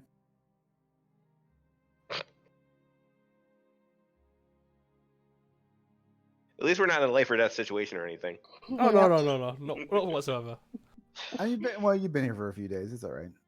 They didn't tell you exactly when they were going to shoot you to death. Instead of trying to break it, did you say I could see Bjorn's cell from mine? Wait a minute. Animal handling. So, unarmed strike should be D20 plus your proficiency bonus plus your strength modifier. I have a negative 1. Yeah, so it'll be a +2 altogether. Yeah, and that's like that. D20. Oh, okay, so that is the same thing. D20 yeah. Okay, so what was your other? What was your idea of if you weren't going to break it? So if I can't break it, if I can see Bjorn's cell, I'd shout to Bjorn to be ready to try and catch something, and attempt to throw the but stone. Isn't there someone right outside our cells? Well, there's some outside cells, but also they have doors, so you couldn't throw it to him. Ah, They're not bars; they're doors. I mean, I can keep trying to smash it, but it's not gonna go well. I mean, Step on it. I mean, that's kind of like that's probably about the best thing that you can do. And I mean, again, this is one of those things where it's like, particularly if Bjorn's making a bunch of noise over there, you know, it's not like you're necessarily drawing attention. It's just really a matter of time. Well, I'll keep swinging. It's like Finding Nemo. Just keep swinging. I can't even roll above a 10. Which is hilarious. Oh, There you go. So that one does it because again, it was an AC of 10, and this one had 10 hit points. So you do actually are able to, after a while of frustration, you're able to break this thing. Now, here's the interesting part, right? So when it happens, you do immediately feel the magic return to you. So you are now able to cast magic. However, at the sort of like the periphery of your senses, you can feel another wave of one of these things. So you get the idea that like where you are right now, because you broke this thing, you can cast magic, but you can feel that like sort of the direction that you came from, that they took you in, you can sort of feel that energy sort of like right off in the distance. well, So it kind of gives you the idea that there are more of these. So while you're able to cast magic now, you feel like during your escape, this may happen again. I'm definitely just going to immediately cast magic. I'm going to try and wait till the best time available, such as like either a guard change or in the middle of the night, and attempt to break out and break others out. Okay. So yeah, usually you again, you guys kind of got in the rhythm of because it's the exact same thing at the exact same time every day, like clockwork. None of you have the keen mind feat, so you can't know exactly, but generally in the evenings, you know that like overnight, they do have a guard there, but on a few occasions, you've heard what you believe to be this person snoring. Difficult to say 100% if it's the guard or somebody in the other cells, but you think that there might be times where this guard is not paying full attention. So probably maybe like 3 o'clock in the morning would be sort of like an estimate that you would guess. Well, I mean, Storm, you don't have the keen yeah. mind, but you're a pretty smart guy, so I think that you could probably track it decently well. Well, I know I can't physically brute my way out of a door, but can I use primal savagery and try and melt the hinges? Because it is acid. Let me see what I put down for the door. Oh, sure, I'll crit that. Well, hey, get your magic back, right? That's what you're here for. That's actually a lot of damage. It is a lot of damage.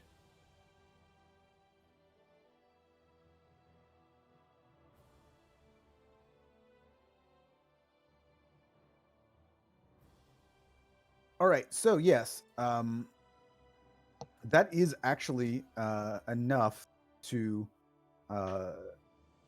melt the hinges of the door. So now, do an athletics check really quick to stop the door from simply falling outwards, Well, or falling inwards on top of you. I hope you all are happy to know I have a -1 athletics.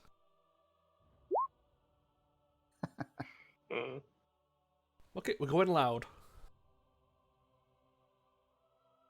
Why is it at disadvantage? Because I have one hand. Oh, yes. All right, so roll a d20 If it's 10 or higher, I'm sorry, if it's 11 or higher, the door will fall outwards. If it is 10 or lower, the door will fall inwards on top of you. If it falls on me, is it quieter? It would be yes. Can I just have it fall on me? Well, but you have to. You failed your athletics check, so it falls outwards away from you, and you're unable to stop it with your one hand and one strength. Fantastic. Does the guard wake up?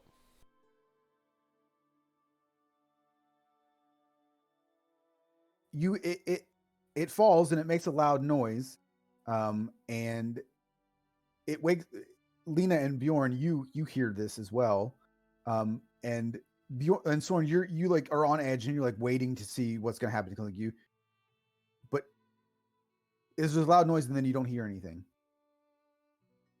I'll peek my head out. There is nobody else in this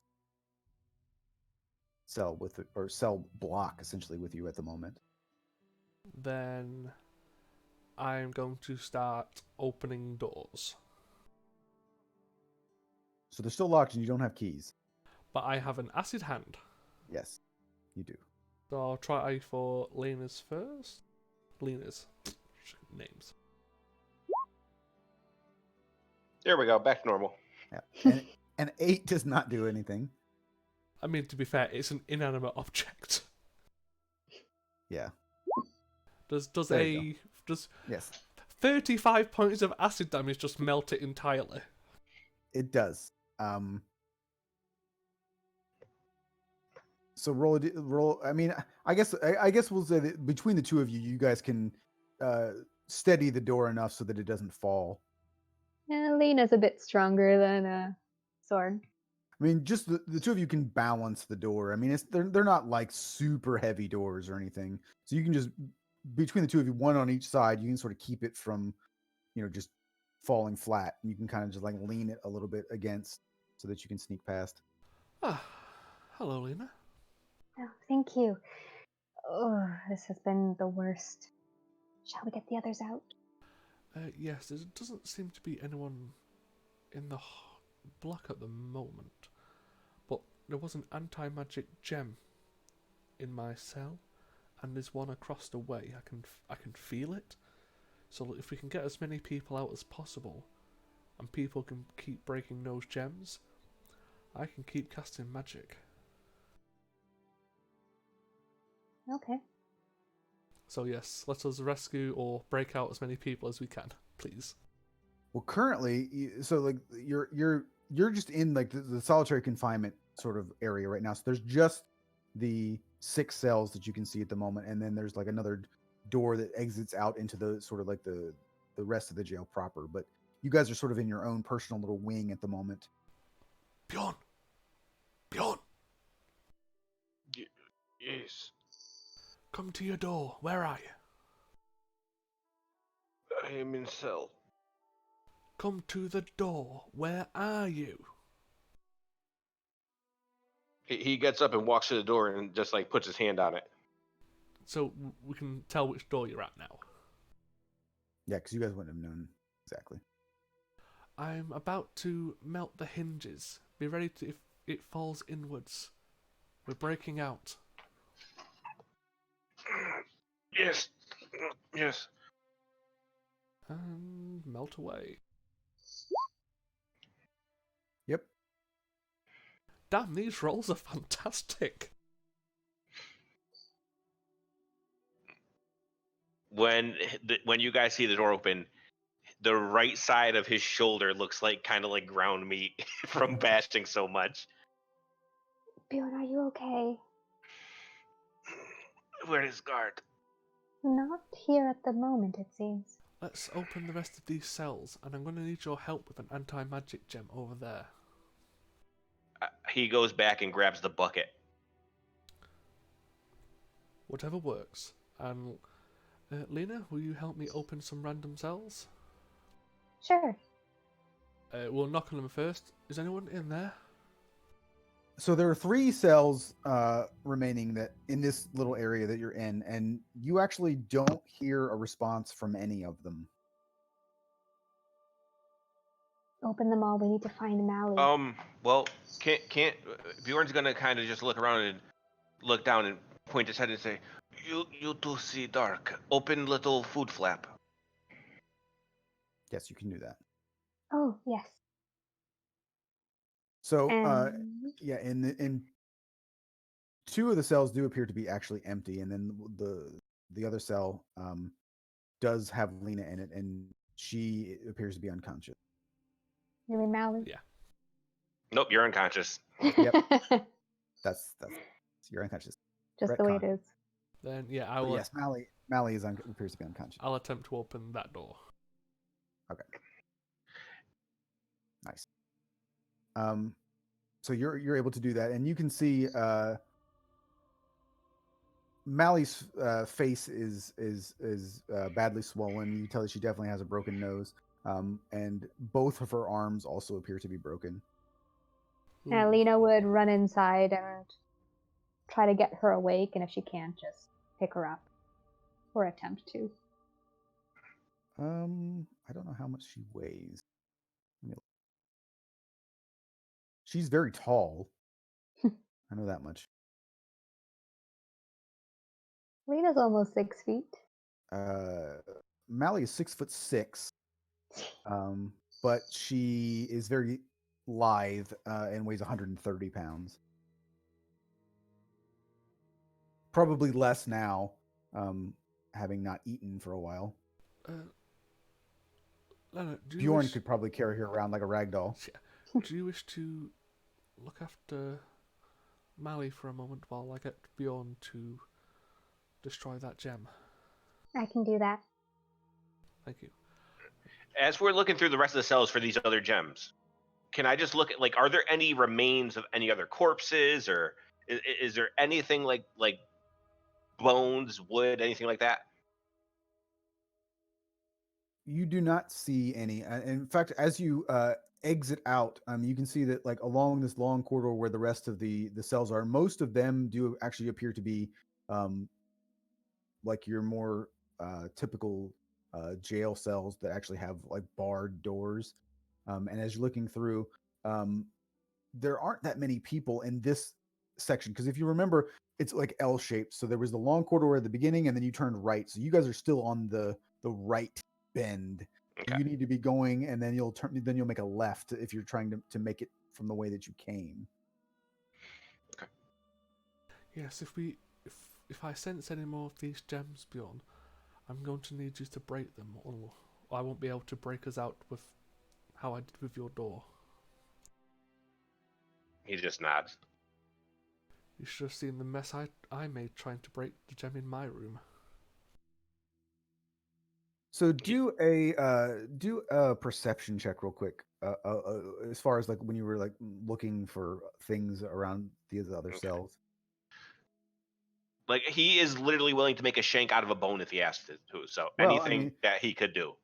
Lena has a shank. No idea about that. He wants something. I mean, he would make a club out of a bone so he could bash someone's fucking head in. Right. So you don't find anything, and in fact, most of these cells appear to be very clean.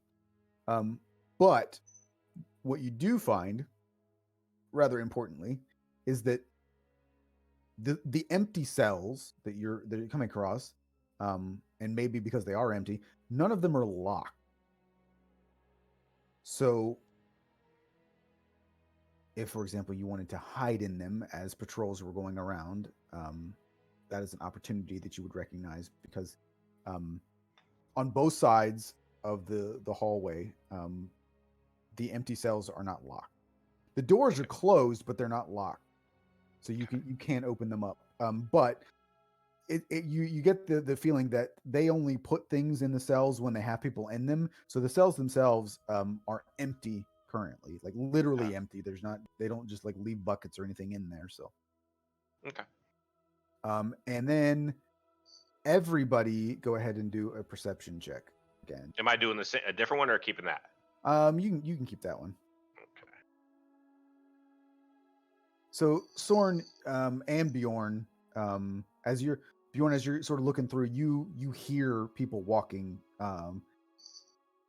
down the other corridor, and you're getting the idea that they're coming towards you. Because from what you guys can see, it is L-shaped, right? So like at the end of the hallway that you're looking at right now is the end of the hallway, and then it turns left. Okay. And so you can hear footsteps coming in towards you. Is Um, Bjorn close oh, enough God. to the anti-magic source? The anti-magic source that you would assume with an 18 in perception, it appears to be at the end of the hallway, on the where you guys are on the right hand side. So you would guess it would probably be in a cell at the very end of the hallway on the right. Right. Okay. We should As hide. soon as I all right, real quick. When we come in here, like when we walk into our little corridor, Mm-hmm. does the door open in towards us or out towards the hallway? So if from your cell, if you're in there and when you would be exiting, the door would open outwards away from you. Okay. So like if we were trying to go out into the main hallway, like to start leaving, we would open the door outwards. Correct. Okay. All right. Well then, yeah. I try to push everyone into one of the unoccupied cells. I want to make it look like all the other doors are closed, and then I want to go into one that's across from where Mally's was, and I want to leave that one a little bit ajar. Okay.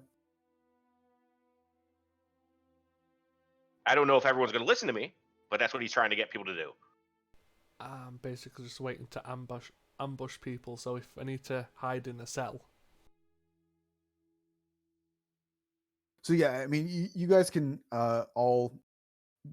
Oh you know, wait, go- no, doors are just off. So And just be ready to ambush. the door that that sort of like leads to the area that you guys were in was not locked, so you would be able to go there, and then you could close that door so that they couldn't see that the doors Okay.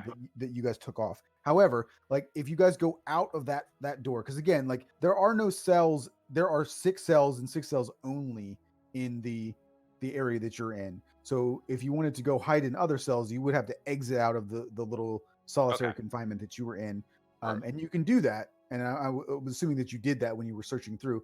However, Soren, you recognize that once you exit that door, you have room to hide in the either the left or right. You could hide in one of those first cells, but the second that you get past that first cell and towards the second cell, that's when you feel the anti-magic field take over.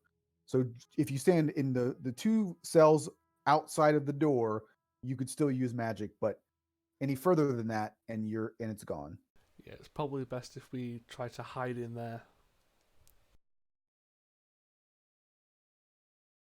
So, and just as a point of reference, there would be, so on the length of this hallway, so you exit out of the solitary confinement, there are 12 cells on your left, and there are 13 regular cells on the right, and then the 14th cell would be the cell in the corner where you would assume this is coming from. So, because if you're thinking of the L, the right side would have 2 further ones as it turns.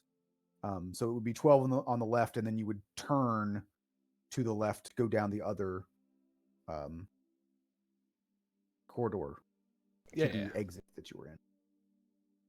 but yeah, I'll try and lead Bjorn, Lena, and Mally into those 2 cells to try and wait for the guards to go past, then ambush them. Okay. Are we able to tell how many sets of footsteps it is? At this point, it is 1, and as you're scrambling to hide, you see 1 person walking through, and you can see that he's walking by, and he's kind of like whistling to himself, and just nonchalantly, kind of slowly walking back. And I'll even say that like you would recognize that this is the same guy who was doing the late shift with you before. You imagine maybe he like just left to use the restroom or something. And that's why the doors were the door was left unlocked.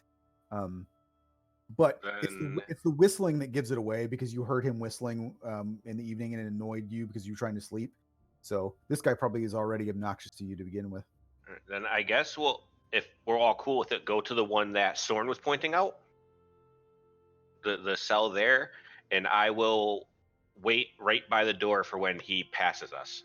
So if you're attempting to conceal yourself, I guess go ahead and do stealth checks.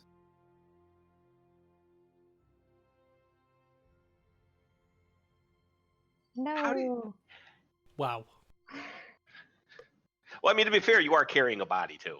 That's true. You gotta love when you have the double roll, the 20 and the 1. Ooh.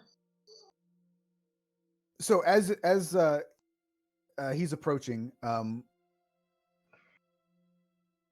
Bjorn and Lena, you guys do make a bit of noise as like Lena, you try to shift Mally on your shoulder and you kind of stumble back and then you hit Bjorn who's like behind you and then he kind of like stumbles back a little bit and the guy stops like right in front of yourselves for a second. So I'll give you the opportunity Soren, you would probably have the best attempt at this guy first since he would have been essentially distracted by the other two. I am going to attempt to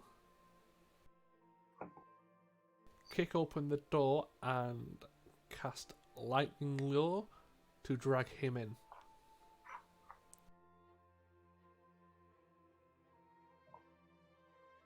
The question is, because he's surprised, would it be save at disadvantage? I mean, because what guard in a magical prison is expecting someone to cast magic at him? I gotta get character.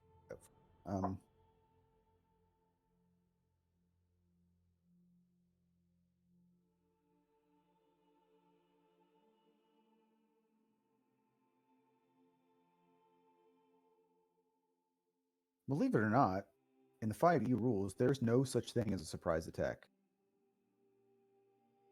Matt Mercer, you see it on Critical Role, like the surprise round. That's all his decision. That's actually not in the rules. If that's the case, can I at least drag his ass into this room? No, I'm not saying that you can't do that. I give like surprise rounds where you get to go. Let me do this. Yeah, he fails to save anyway with an 8. So 12 points of damage is not enough to kill him. Bjorn! So Oh, I want to turn his face into a pancake with this bucket. okay. I am going to with that shit bucket. I am going. Yes, I am going to put my hand in it like it's a fucking boxing glove and just start punching into his face as hard as possible. And I am going to rage when I do this, and I am going to do it recklessly. So I will have advantage, right? Yeah, you would have advantage. So is it just gonna be a strength check? Since it's technically, I mean, I don't even know if it's an improvised weapon more than an unarmed strike, but I'm just trying to add the bucket just because fuck him. It would definitely be an improvised weapon. Anything can be an improvised weapon, like a table leg, frying pan. That's what. Okay, so then I won't get my proficiency bonus. Okay. Let me see. So, So it is proficient with a weapon, can use similar objects as if it were that weapon, and use his or her proficiency bonus. So what are your weapon proficiencies? Everything simple and martial. No exotic or anything like that. Okay. I mean, it's a kind of misshapen wooden hammer. It's a mallet. I mean, whatever. I'm using it as a punch, so I mean, I would be proficient, I guess, in unarmed strikes, but yeah, I would say you could use your proficiency bonus. Okay. All right. So then, in that case, I will just roll athletics because that's my strength mod plus my proficiency. So here, with advantage, a 22, and then one more, a 22. So if it's a D4 strength? plus my strength. No, a D4 since it's an improvised weapon. Plus 5. So 8 and 7. And Lena's going to stab with her makeshift What about daggery range pencil. damage? Oh shit! Yeah, rage damage. So add 2 more each hit. So it will be 19. 19 plus 12. Yeah, you actually don't need to stab him, Lena. He is dead. I mean, you can stab him just for the sake of it. Yeah, she's gonna stab him just for the sake of it. Yeah. I would like to think that the extra poop damage is what did it to him. Right. I Just would like to being poop. the disgustingness just Yep. is what, Definitely some sort of disease in there. for sure. I'm just gonna stop quickly, stick my head outside, and listen. Okay, do a perception check.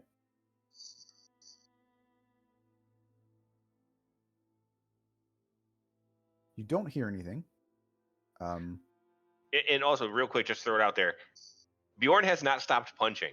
He is raging. He is continuing to hit where this guy's face was. Lena would put a hand on his arm and be like, "Shh."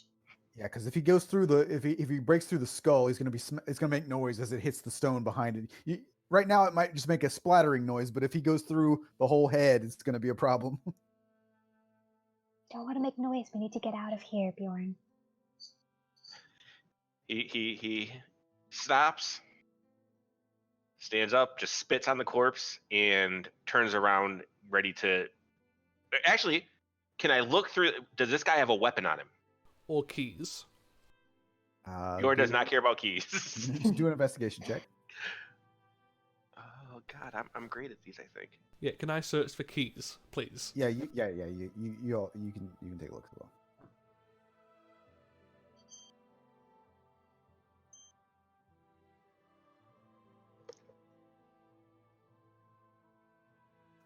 I did not. I did all this in a hurry, so my notes are kind of scattered. So bear with me a second. Because first of all, I wasn't anticipating that any of this would happen, and then I only had 2 days to put it all together. So let's see. Well, I mean, this would have happened very differently if we had slept, because Bjorn would not have been here. The whole thing would have been very. I mean, the last game, the whole stuff would have been different because Ayla could have just died, and then none of this would have happened at all. So No, Bjorn was definitely planning on leaving the following morning and just leaving like a note with blood, because he doesn't know how to write or anything. I mean, Just his stupid X with blood on and a piece of paper. how does Bjorn feel after Ayla's just betrayed him? Doesn't matter to him. He also thinks that if you guys had kept her with you, this wouldn't have happened. Again, very, very dumb. Like very, very stupid. all right, so he does have some. He does have keys, and this guy would have a small dagger on him. Okay. Well, since so he'll Bjorn will look at the sword and you will be able to use magic, yes? Yes, but there's a room just around the corner. If I can open it with these keys, I need you to break one of the magic stones in there. Then I can continue to use magic. Yes. And he'll hand the dagger up to Lena. And she would just say, "I've got a stick. I can use that." I think my fist would be better than this for me, so it is yours. All right, thanks. And he'll he doesn't even offer. He doesn't really even say anything. He just grabs her body off of you. Thank you. So I'll lead everyone to that specific room. Do any of the keys open the door? It does, and as you get close to it, you do actually have to cross. So you would probably want to stop because before you would get to it, because you actually have to cross over into the other hallway to get to this room. So Okay. it's at the end of it's the end of the L. So Right. the where this room is one end of the L connected to the other end. So it's that corner of the L that you're going into. So the other, you could see, if you stand at this door, you can see down both hallways at this point. I'll have a look each way. Is there anyone patrolling? Anyone on duty? All right, do a perception check real quick. So about halfway down this hallway, from the direction that you're standing at, looking. So you're standing at the end of this hallway, looking down, and at the very end of the corridor is the door that you were brought in from. And on the left hand side, about halfway down, there's an opening where you've seen some guards. You see a guard go in. So this is like not a cell. You would assume that this is probably like a place that's leading to a different part of the prison. I would like to try and stealth over to that cell. Okay. God damn it! You as you do that, you trip a little bit. And you drop the keys, and the keys sort of slide and clink up against the metal bars, and makes a noise. But you didn't see anybody in the hallway, and nobody seems to be coming your direction at the moment. While no one's there, I'm going to attempt to open that door. Okay. And the key actually does open this door. Can I? However, oh, go on. Yeah, this room does not appear to be a cell, or at the very least, it's significantly larger. So it looks like it could be used as a cell. It is empty, but you can actually see the gem up on the wall. It's embedded into the wall, but you can see it, unlike the other one. I will signal over to Bjorn and Lena to come across. Lena will come. She'll attempt to be quiet as she does so. Same. You guys get stealth checks. Yeah, so you're all right. Do you see that gem on the wall? Bjorn just reaches up for it. He tries to grab it and pull it down. It's like actually embedded in the wall, so you can't grab it down. Okay. But you can see it. So like you if you wanted to, you could try and bash it. Try and use that dagger to stab into it. Lena, can I see dagger? Yes. And I'll try to pop it out of the wall, because I don't think it will be very quiet to just jab at this thing in the wall. I'd rather like step on it or something. Do a dexterity check to see if you can wedge it out. All right. So the dagger, which was not a very well made, snaps. Okay. Bjorn gets very angry, and he is going to try to smash it into the wall with his fist. Okay. Just slamming his fist into it. Yeah, that actually destroys it right there. He hands back the broken dagger to Lena and says, "Sorry." That's okay. I still got the stick. And you could, I mean, it's a jagged snap, so it's like it's still, it's not like a. You could still probably kill somebody with a broken dagger. True. Sorn, do a perception check.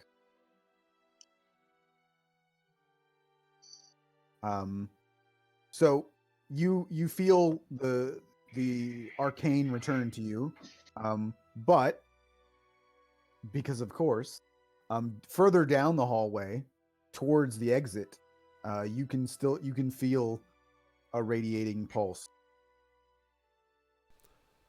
There seems to be another one at the end of the hallway where I saw a guard go. Hopefully we can just get out. Or Yeah. I would rather get our stuff first. I mean, it's not going to be that easy for me to get another gun. Well, if we can deal with the guard at the end of the hallway, we can check if there's any more people in the cells to help us escape. These stones, is it possible for them to make magic that only affects others and not their own? Would it be possible for guards to have magic down here? I'd be able to assume these are just anti-magic, full stop. Yeah, so you would assume that they probably couldn't. Yes, these stones just fully block magic, all magic beyond for everyone. And also, just as a quick aside, unless you had your weapons on you, they wouldn't be here. They would have still been in the lodge. So like if your gun wasn't literally on you sitting in the lodge, it would have not. They wouldn't have had it with them. Would they have like searched rooms and taken our stuff? It's possible, but you wouldn't know that. Okay. I didn't know if Yep. we like saw them carrying stuff out when we were being dragged out. No, you would not have seen that. Okay. Okay, then Lena's gonna assume her gun is back at the lodge. So the only thing that like Bjorn, if the only thing that of yours that they could have like been of value that may have taken would be the cloak. Yeah, because I still had I had my bag and stuff like with all the gold and shit in it back in my room. So Yeah. if they didn't search the room, then who knows? All right. Well, yeah. As you tell Bjorn about the magic stuff, I like Arthur. I like my chances against any of these ones without their magic. Well, let's try and take out the guard at the end, and we can then check if anyone else is here who can help us. Yes. Is there anything different in these cells since they're technically not like the solitary confinement ones? They're actually like the other was on the other side of the L, where you can see a few that appear to be completely empty, and if you check, you can see that those cells are also unlocked. You do see same thing as when you were brought in. You can see a few people in the cells. I would say that for the most part, it's relative, and unless you want to release them because you're feeling nice, you noticed as you were bringing them in, all of these people seem to be in about the same shape as Mally. Maybe not quite as beaten, but they are all extremely emaciated. And if you're looking for people to help you fight, you do not see anybody that would be worthy of that task. I mean, we can still break them out. Yeah, I mean, if you choose to They could be a great distraction. right. I will say that if you attempt to use the keys to any of the key does not open any of these cells. Yeah, it would be melt them again. Yeah, and there are, I would say probably about 12 people, in cells that you can see. And still no beds, nothing like that. No, these cells do actually, the ones that the people are in do actually have some cots in them. Are they like off the ground, or is it just like a mattress on the ground? These are actually like small cots with like legs on them. Can I try to get a leg off to make like a makeshift mace? Well, if Soren will have to burn the door down first. Oh, okay. I thought we were in one of them right now. We were so this No. last one was in the hallway. No, Yeah, we were planning ahead. Yeah. Oh, okay, The room that the room that you were in that had the crystal was not being used as a jail cell. Okay, I gotcha. And I would say, so looking down this hallway, let's see the one.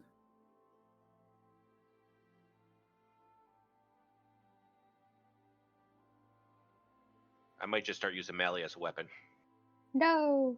swinging her around. There are about 25 cells from where you are. There are 25 cells down this hallway on one side. So where you're standing, if you're looking directly at the exit, there would be 25 cells on your right. There are fewer cells on your left, but in the middle of the cells on the left, there's that opening where you saw some guards walking. Okay. You don't see any guards like at the entrance. Like there's no it's because the cells go all the way to the door. Like there's no like area of like This is just a prison. yeah, it's just like nobody's coming here to visit anybody. There's no lobby or anything like This that. is death row, basically. Basically, yes. And so Soren, you've probably got, so if there's 25 cells down the right hand side, you can probably go down about 10 of those cells before the other crystal knocks out your magic. You get the idea that like from where these are sitting, that you kind of are understanding the fact that like these crystals are sort of like on the four corners of the prison themselves, and they radiate out to sort of like to cover the entire prison. Yeah, the overlap to make sure there's no Yes, open exactly. spots. All right. Then my last question will be: where this last, you said it's about 10 cells in, is that before or after where this guard station is? That is actually before. There are Okay. roughly 4 cells further down Okay. that would get you to the. And really, what you can see, and I'll even say as you guys get a little bit closer, you can see that the opening is just probably what would be the equivalent of 2 cells, so maybe about 10 feet across.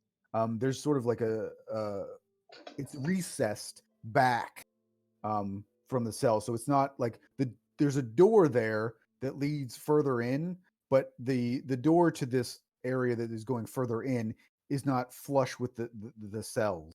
So if you think of like a cell being 10 feet wide, there is essentially a 10-foot corridor, so to speak, small little alcove that has another door that you saw the guard go into. So, do you think you could break that gem so we could both take out the guard? If it is in hallway again. We should probably try and stealth up to it again. So do an intelligence check real quick, Soren. No. Well, I mean, it's pretty, given the fact that the experience you've already had with 2 of these, and what we just discussed as far as like the coverage of the corners. So like you get the feeling, right, that the gemstone, given that it was in your cell and the far corner of the jail cell, and then the opposite side had one. The next crystal is probably in the bottom cell next to the door to leave. So I mean, the idea that like if you went to go into to try and destroy this crystal, you're already at the front door. Yeah, so I'm kind of buggered anyway until we deal with the guard. Or we just stealth and leave? No, because if the guards can alert people, then well, that's more people chasing us. So the first thing that you guys would probably want to decide is so that you've got cells that you can open before, or attempt to open before you would get to the spot where you saw the guard entering. Because here's the thing, right? So you saw a guard turn and go towards that little alcove, and but you haven't seen him since. So like you don't see a guard right now.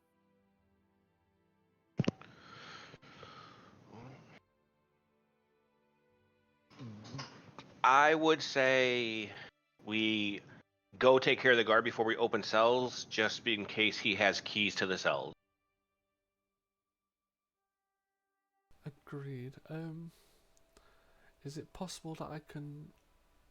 Oh no, we've only got the shiv. Never mind. Oh, I've got a broken dagger. I'll take the broken dagger. There you go. And we should try and take care of that guard. Let's try and sneak up. We will sneak up. Yep, everybody do a stealth check. Please.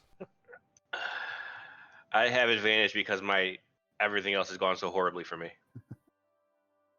All right. So again, taking it as a group, you guys do okay. So you sort of creep up, and then you get to the essentially like a little corner there, and you can. Can see I do that, one other thing real quick before we head off?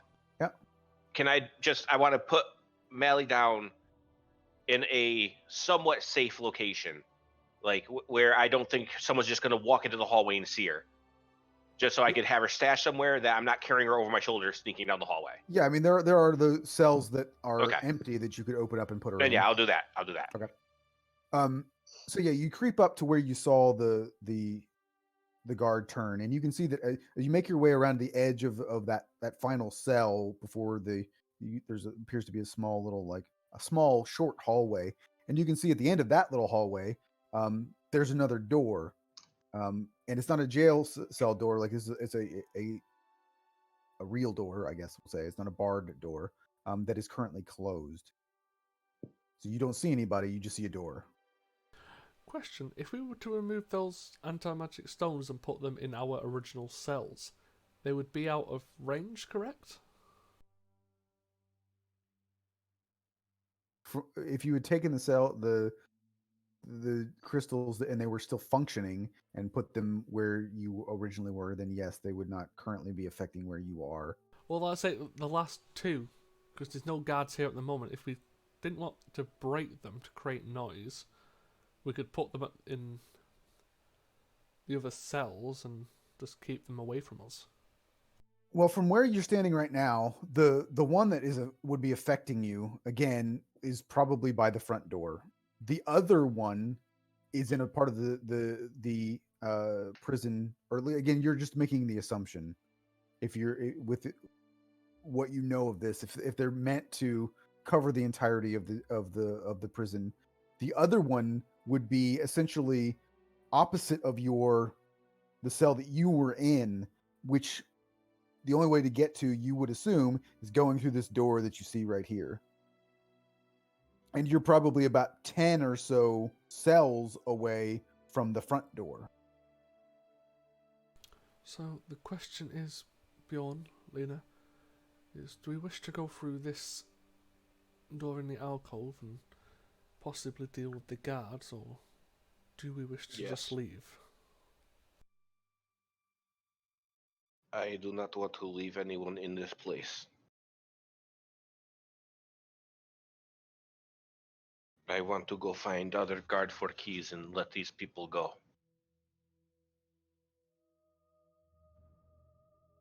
And Tara was be right back. So everybody just take a quick break. I'm gonna go grab a drink. Yeah, same. Alrighty. You guys can decide what you want to do.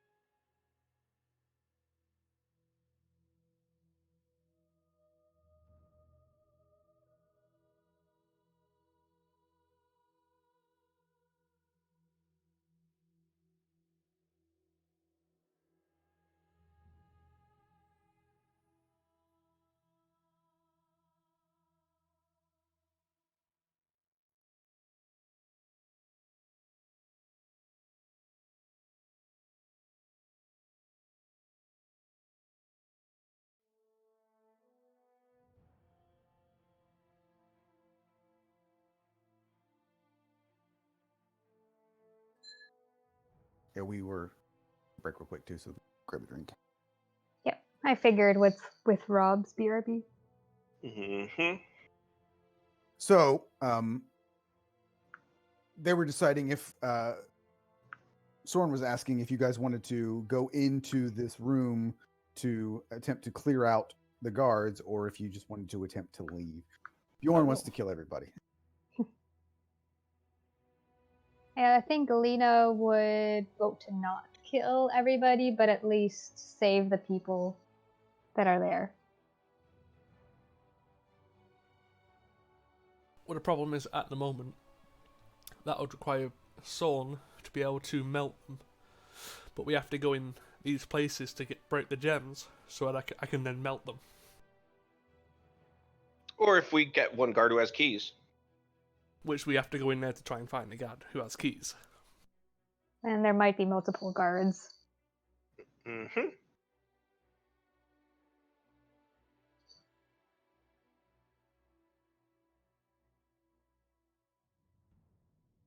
It's up to you guys. Yeah, let's do it. Full prison break. Yeah, why not? Well, I don't like this idea, but You want to leave these other people in this place? No, I would free them without going after the guards. It'll be tough, but it's probably possible. I mean, I could stand by the alcove and keep watch or attack any who come. And how do we get indoors if we cannot have his magic? Find the crystal thingy.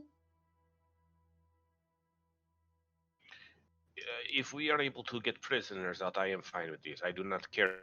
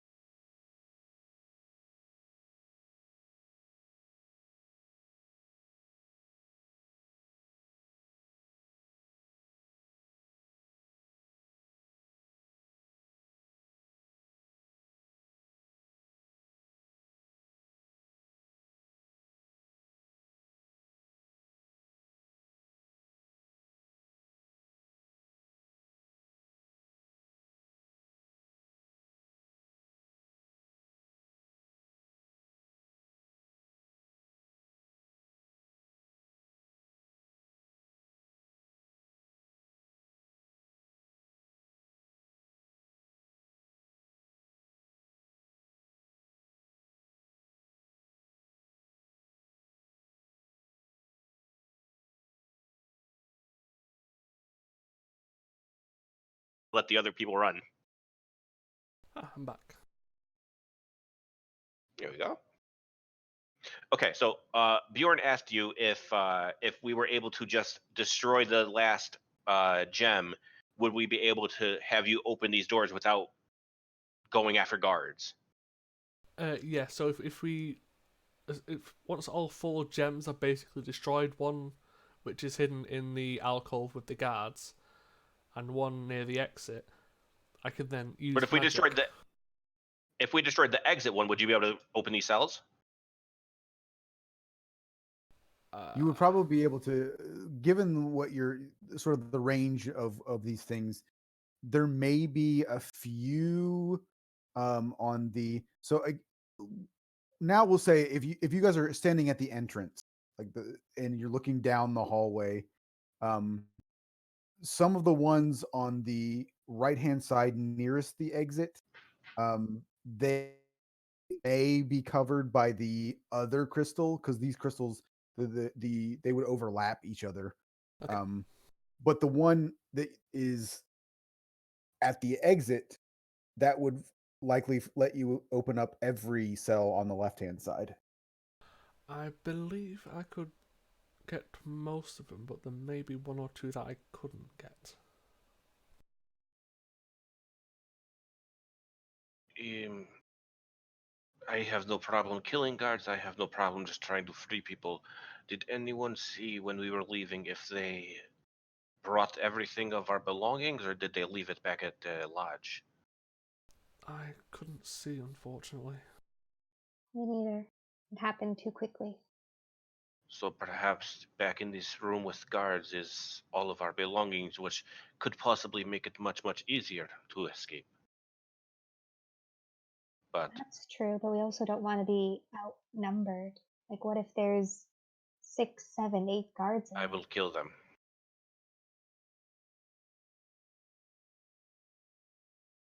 You see Lena look very, very doubtful.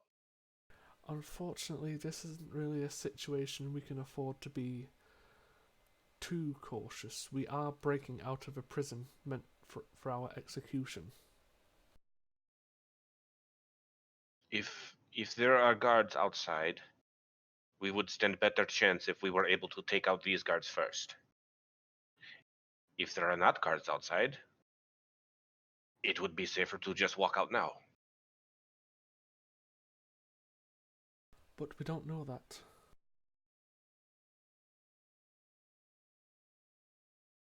So I believe it would be in our interest to try and deal with what's here. Okay, if you say so. I guess Bjorn does want to kill some stuff.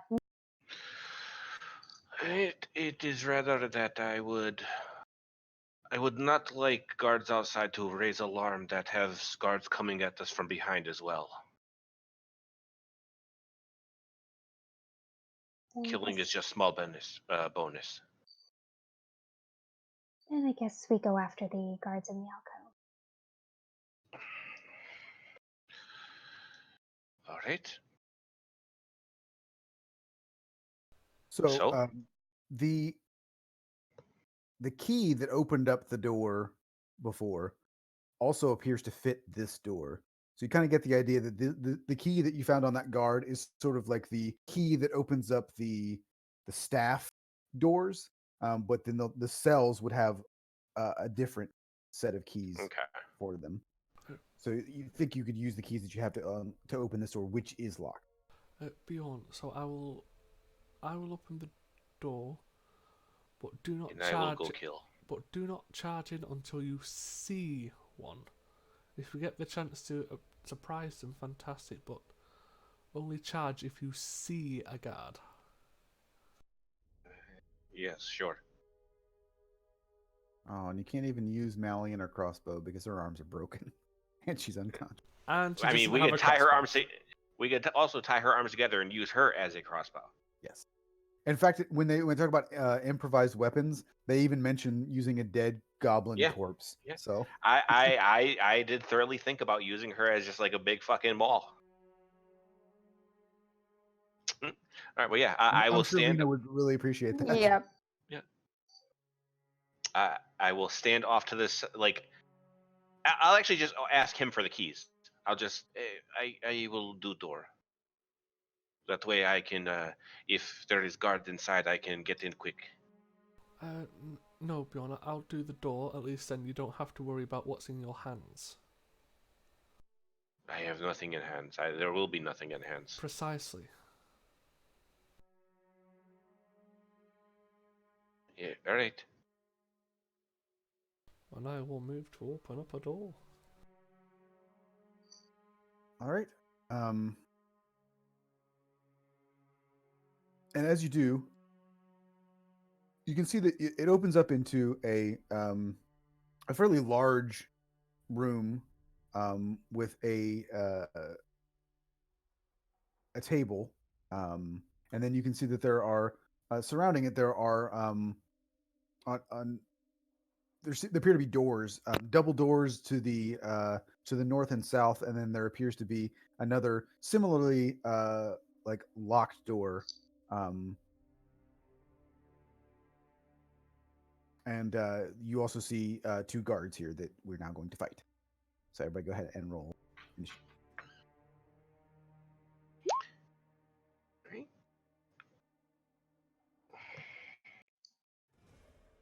So is this like a break room kind of thing? Yeah, basically that's what it is. Okay. These two were sitting at a table, just looked like maybe they were playing cards or something. And so as soon as you walk in, they see you and jump up.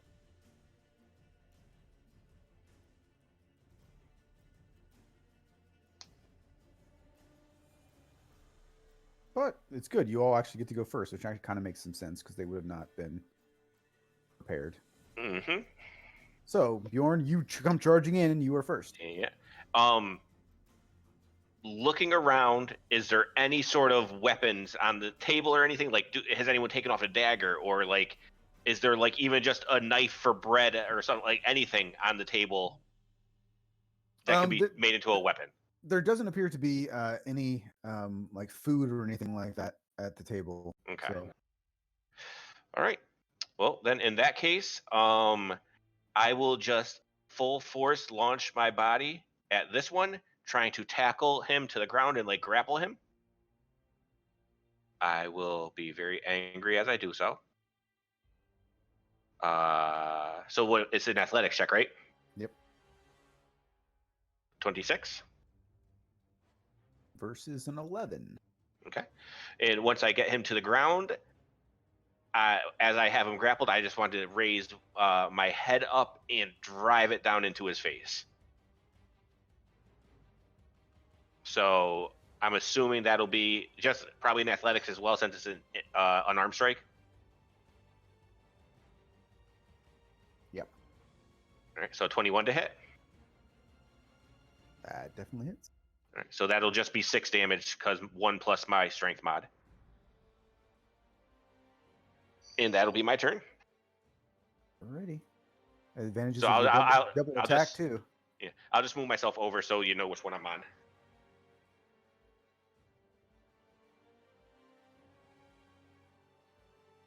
Alrighty, Soren, you're up.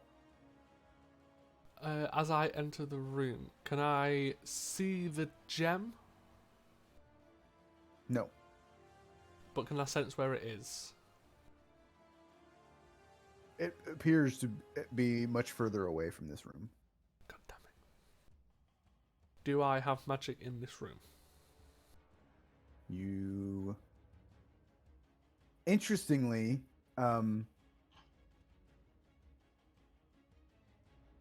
because I don't have it, I don't have a square for you, so let me see if I can put I this... mean, if you say no, it's no. Well, no, but see, it's trickier than that, so let me...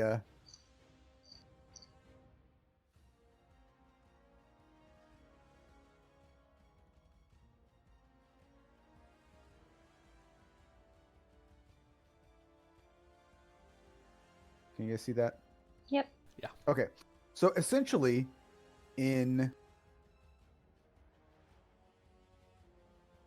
because of the way these things overlap, essentially, like the one that you saw from the that you think was coming from the entrance, right? It sort of like goes this way in a sort of a circular pattern, and the other one is coming from this direction and is doing this.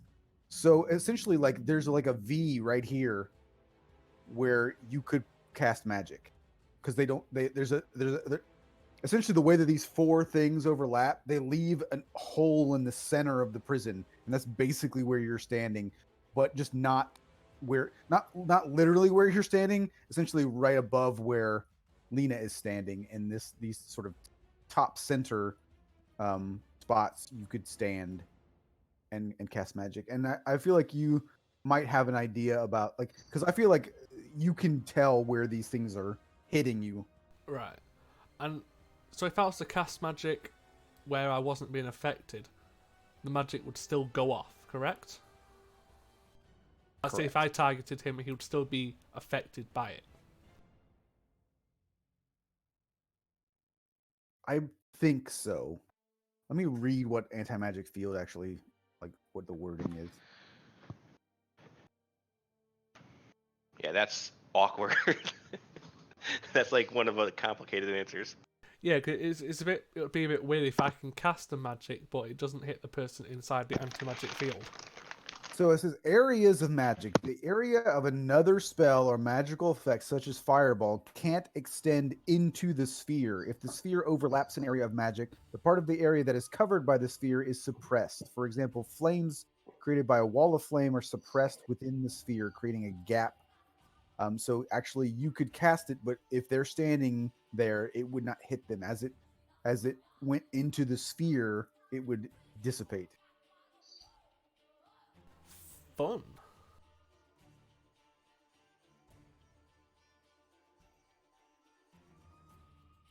I just want to say how funny it would be if you summoned the Shadow Blade and then went to stab him and it was just gone. Yes. Well, I'm going to do what Bjorn did. I'm going to attempt to grapple. Disadvantage and a -1 athletics. You got it. You got a broken dagger too. Yeah, I'm not even gonna bother rolling. Yeah, you really don't have to. Yeah, I've got nothing I can do at this stage unless I can. Your mother was a hamster and your father smelled of elderberries. Yeah, that's it. All right, Lena, you were up with your stick. Yeah, she's gonna run to the other side of this guard and attempt to hit him with her stick.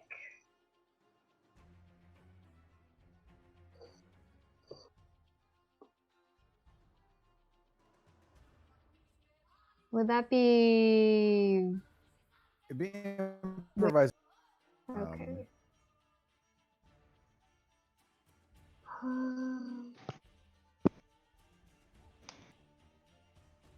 So a strength check plus your proficiency. Strength test plus. It should be 2, I think. At level 5, maybe. I think it's 3. Proficiency is 3. Is it 3 now? I can't Uh-huh. remember. I can't So remember it's +4. So Yeah! yay! That definitely hits.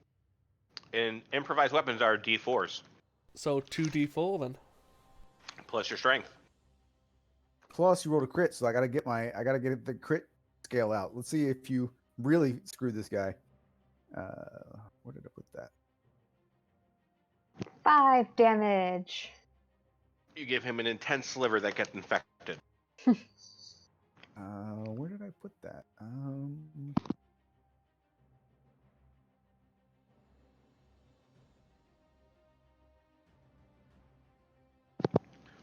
See, now, Soren, if you would have knocked him down, she wouldn't have had a great angle to stab at. She wouldn't have gotten the crit. Well, Perfect thinking. if he would have been on the floor, she would have got advantage for the crit anyway. True. All right. So let's see where we're at. Roll a D100.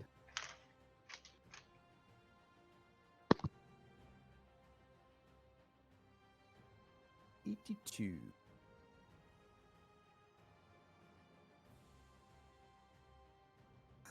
Okay, this is stupid, but I like it anyway. It's funny. So I'm assuming that this would be piercing damage since you're taking like you're not slashing it, like you're If stabbing. it's like a him. dagger, yeah. Yeah. Just gonna stab him in the neck. Okay, so he takes quadruple damage. So 20? No, it would just be the dice quadruple. So, I mean, you could even just roll another 2d4.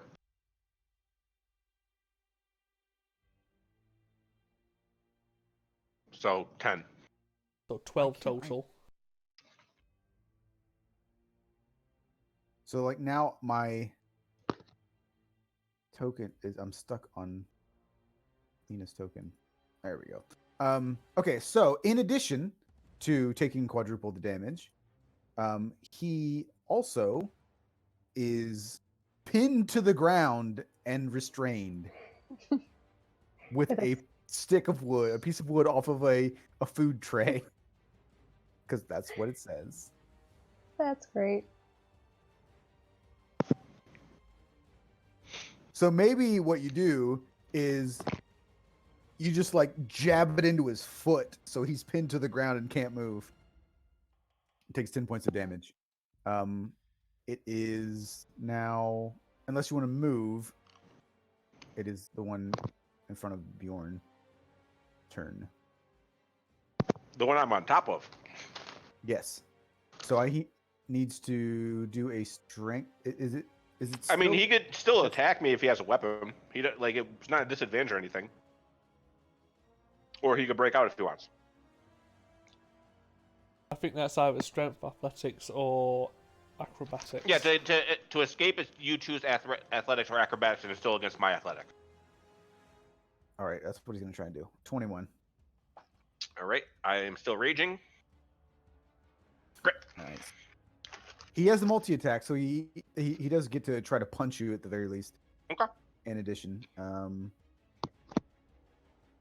and doesn't. It was a 9. So he tries to get out, and you got the bear hug, and then he just kind of like weakly punches it at your shoulder, And it is now the other guy's turn.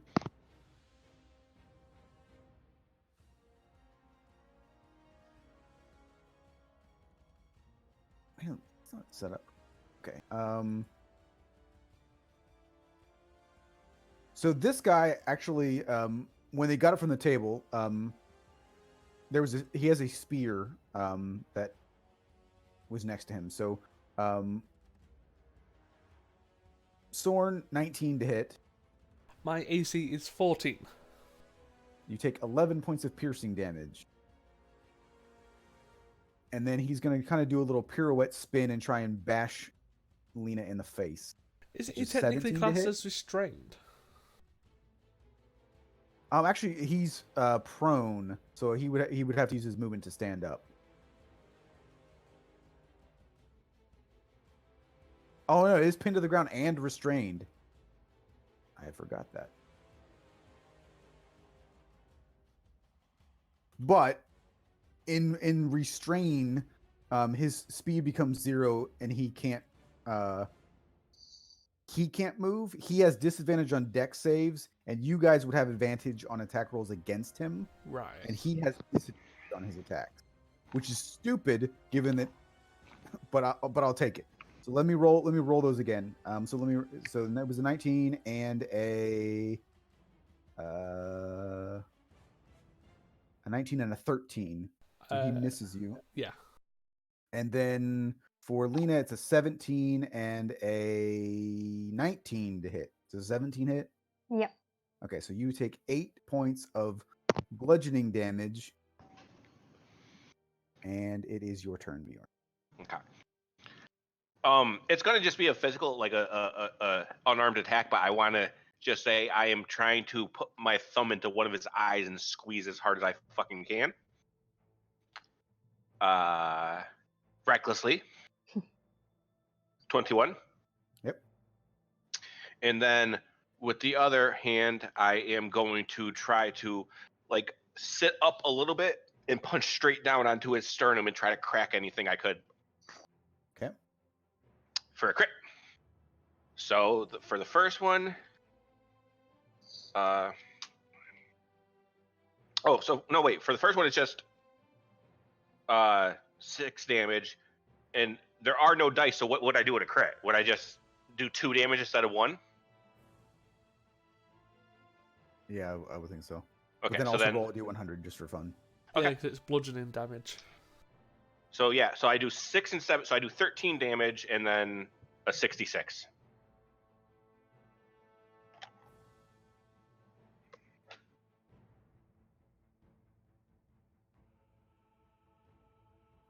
It does not do anything, unfortunately, because all it does is max the damage, which you already did. Yeah, that works. So 13 points of damage, and I am still grappling him. All right, and so as you're sort of like grappling and struggling, he wasn't able to do it, but you notice he does have a short sword on his belt, Okay. which he wasn't able to grab before you tackled him. Just so if you wanted to attempt to do that, to grab that from him, just as an FYI. Sounds good.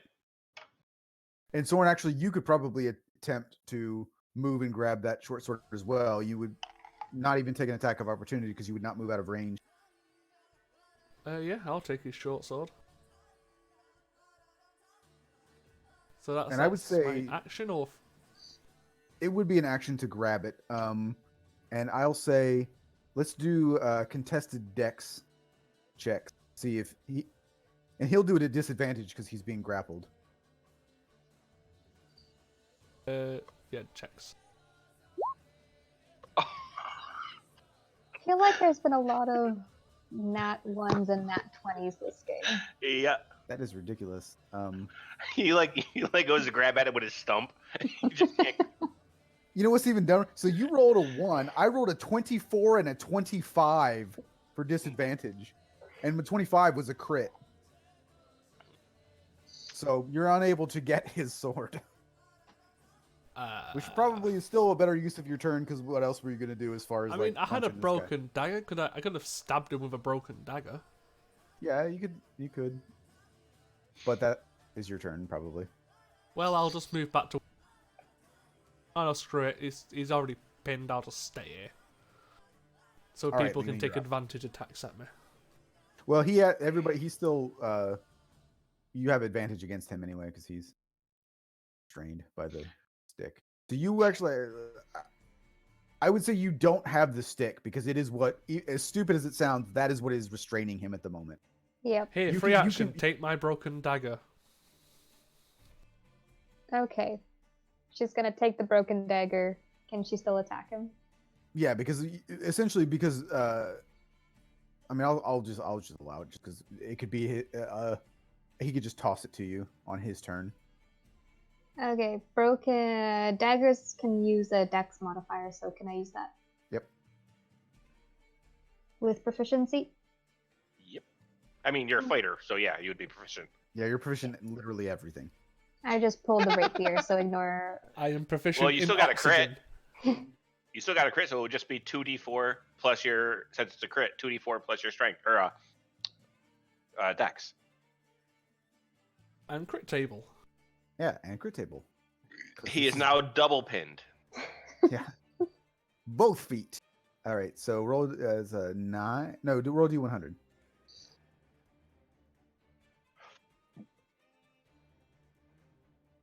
$30.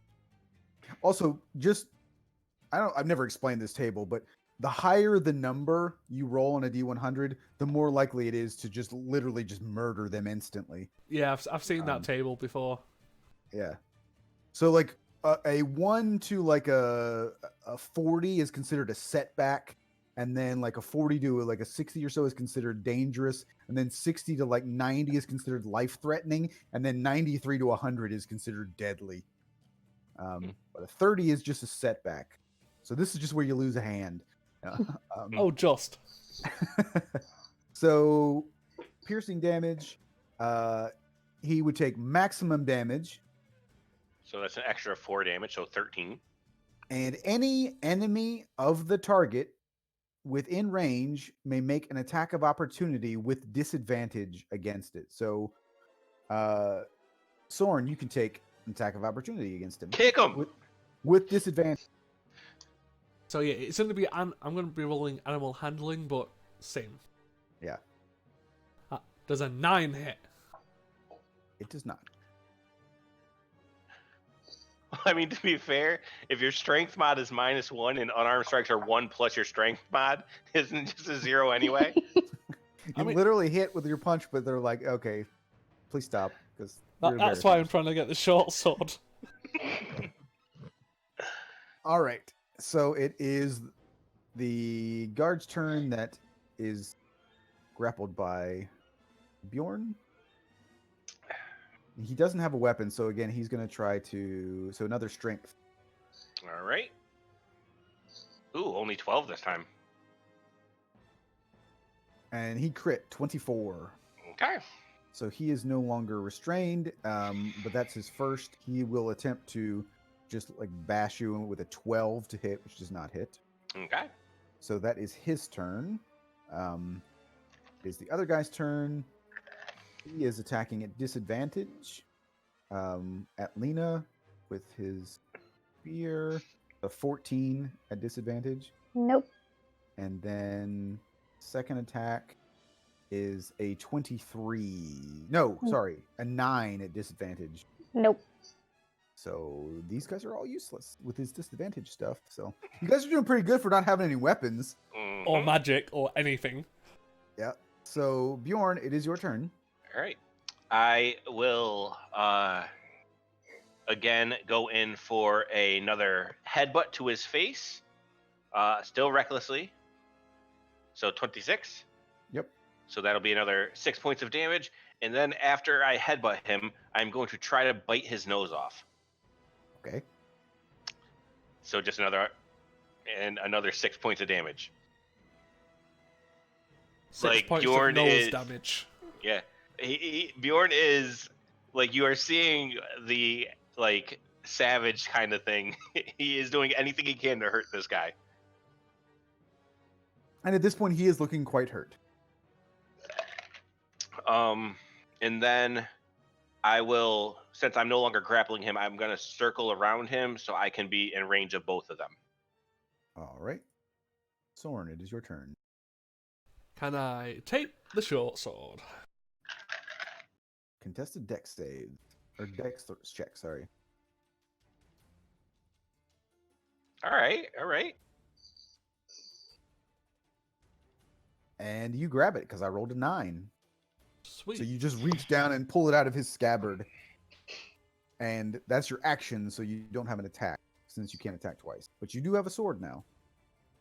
And I don't have a bonus action, so huzzah! Also, I didn't think about this, and I don't know if you guys were doing it, but you should uncheck your armor. Yeah, I Oh, am. yeah. That's why I'm down to 14. Yeah, so Yep. that your AC is dropped. I don't have to. Yeah. I You just run around unchecked naked, everything. doesn't matter. I am slowly becoming the type of fan of barbarians that you are. I know, they're amazing. The only time that they're bad is when there's flying creatures, and then they suck. But Then you just need a cape or wings of flying, whatever the hell they're called. Boots. Lena, it is your turn. She's going to attack with her broken dagger again, and I forgot that she has an extra attack, so there's a second one.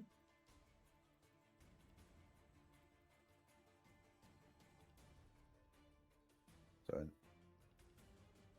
both of those hit.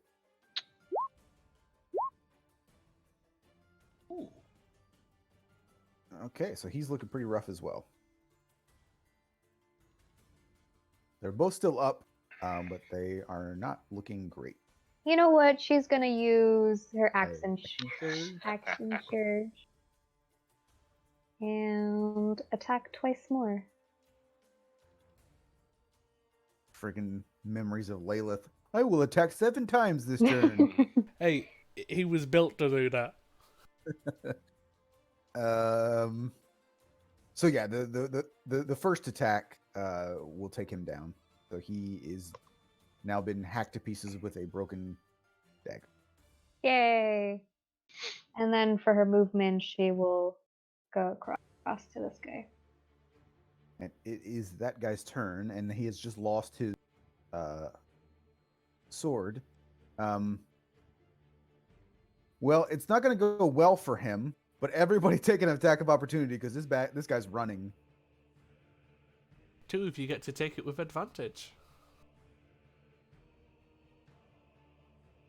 If you roll higher than a 12, just roll damage. My damage is unarmed, so it's just 6. 8 points of piercing. All right, so you guys chop him down. He's gone. But he was not going to stand there and fight. That just makes no sense. But I go and grab the other guy's spear. okay. What is in this room? Yeah, Lena's going to be searching, or I can give advantage to Soren to search. Yeah, I've got a +7, so I'd probably be best at it. Yep. 24. I got a -1 if you guys want me to give it a shot. Your intelligence is my strength. Mm-hmm. So this room it appears to be kind of like a break room or a gathering place for the guards to sort of rest, and it has the tables that they can eat and play cards and those kind of things. But there are double doors to the to like up here, and then there are double doors down in here, and then so you guys came in here, and then on this side of the room over here, there is another locked door. Now the two sets of double doors just appear to be regular sort of double doors that open, like they don't even have locks on them.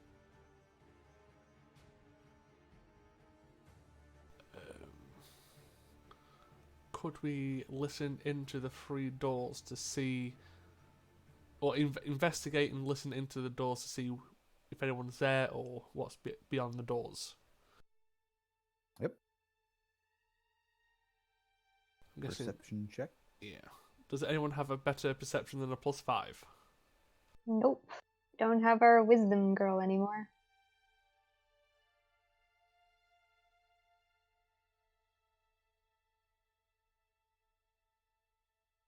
So are you just walking around the room listening? Yeah, like going up to the doors, listening to see if anything's on the other side, to all three of them. You don't hear anything at any of the doors. Do any of these doors look like they would lead to an armory, or...? Hard to say. Bjorn looks at you as you're doing this, and he kind of just holds up the spear now and says, "We can go through any door we want." True, but I still need to destroy those magic jammers. You did Oh, pretty well with your sword. Was that investigation? Did you search the guards? I was searching the entire room. The guards do have, they both have multiple sets of keys on them. If I'm using a sword, I can't use my other hand for anything else, so someone else is going to have to do the keys. Yeah, Lena will do so. We pop our head through doors quickly. If no one is there, if nothing is interesting in rooms, we go get people and leave. Sounds like a good idea, Bjorn. I will poke my head through since I have weapon now. And he just starts walking towards one of the doors and just looks at the other two and say, "Start here." Okay. So you're going to go to the double doors and then the bottom of the room, the south or the north. So there are three places that you can look. Double doors at the top, double doors at the bottom, and then there's a locked door that looks like the door that you came in on the other side, like on the east. I'll do double doors to the north first. Okay. So you open up those doors, and actually you can see this appears to be more of like a mess hall. So there are long tables with benches. It looks just like it looks like a mess hall. You don't see anything of particular interest. It looks like this is where all of the guards would come to have their meals. Okay. I'll close that door. And Bjorn comes up with what he thinks is an amazing idea. Do either of these guards have helmets on? They do not. Okay, never mind. He doesn't have a good idea. Then he will open up this next door, and the other double door that's not locked, and again just stick his head in, like kind of creep it open so it doesn't make a lot of noise or anything. Hopefully. Yeah. So when you open up this door, you see what appears to be like a workshop. Maybe something that would like the prisoners would be working on, like to as penance or whatever, something to keep them busy. You can see that it looks like they're tedious stuff, like like you can see some like things to make baskets. You can see like there appears to be half finished like lengths of rope, like they're braiding rope. You don't really see anything of any particular like interest or use. Just Okay. a workroom. Then I'll look to Lena and say, "Oh, these two have been nothing. Perhaps one of those keys open last door we look through quick."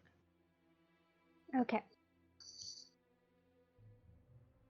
So you can see that the door over there appears to be unlocked with the same key, and the two guards seem to have copies of this key as well.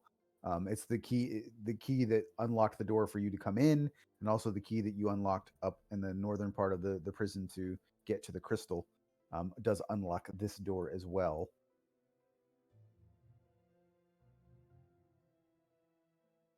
So if you choose to do that,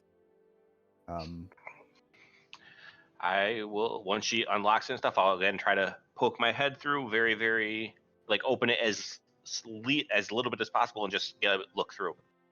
So when you look through here, you don't see anything, but you like any. It's not a room. What it is an extremely lengthy hallway. So essentially, this looks like this runs almost the same distance as the hallway on the outside where all the cells are. So you can look in both directions. It's just an extremely long hallway with some doors all along the. So from where you're standing, you can see 1, 2, 3 doors across the hall, and then there might be another door on the opposite side to the south.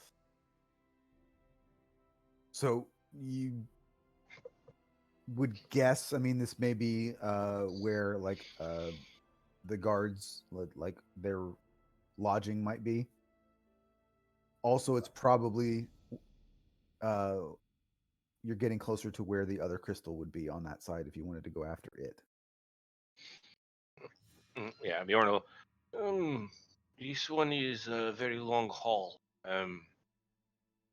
Do we wish to look through in case they took belongings, or do we just go release prisoners? Well, we can release the prisoners, then head down the hallway. I do not feel right letting them leave without us. If there are guards outside, they do not seem fit enough to defend themselves. But they may have information that we do not. Well, they can come down the hall with us. Well, do you want me to wait here? I can make sure no one comes through this door. If someone does, I can warn you. Very well, and I can start trying to melt the doors. Well, we have keys now. Perhaps one of they both had many keys. One of them may open cells. We can certainly try.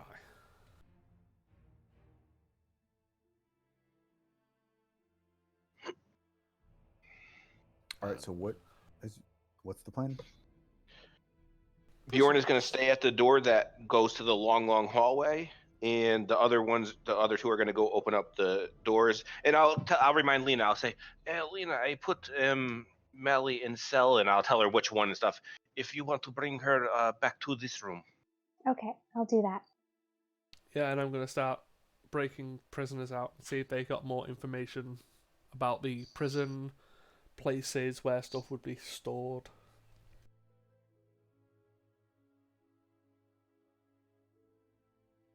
Okay, so you head out, and it's slightly difficult with one hand, but you attempt to use some of the keys that you got, and they do appear to open up the cells. And like I said, there's probably about 12 different people in these cells. As you're sort of going through, they almost all of them, actually, I will say that all of them appear to be elves or half elves, or there are no humans and there are no um, little people or anything like that. So everyone you see is either an elf or a half elf. Sometimes it's hard to tell the difference. There are no drow. Well, I assume probably most of them group up after they've been let out, correct? Yeah, I mean, if you open them all up, I'll say that there are a couple of them that bolt for the door. You're lacking the keys there, friend. Yeah, they don't care. So they're just like standing at the door, and um they're not dumb enough to like start pounding on the door, but that's where they went, and they're just like standing there. Who knows the layout of this place? And nobody seems to know, because they're not generally taken anywhere. Well, we seem to have an exit through the rest area. Do you all wish to follow us And out? one of them's like, the exit's right here. Well, that's not the way I'm going at the moment. You can either come with us or wait at the door.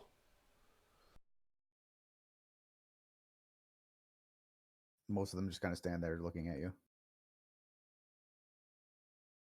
Very well, but I'd prefer if you came with us, because if we find some more weapons, at least you can all defend yourselves. And I'll head off back to meet the others.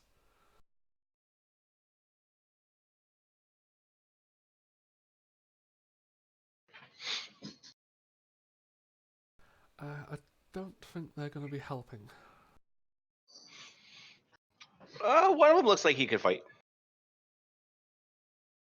So the other character that Mike came up with happens to be in this prison right now. Does he come with me? Yeah, he'll follow you. Doesn't really talk much. He looks like he has been here quite a while, so not very energetic or anything, but he's built pretty sturdily, so it's not like he looks like he wouldn't be able to defend himself. I'll just give him a nod. Unfortunately, it seems just one will be following us. The rest are all stood at the exit. So let's see what we can find, if we can find our equipment, and let's get the hell out of here. Sounds good. One more is better than none more.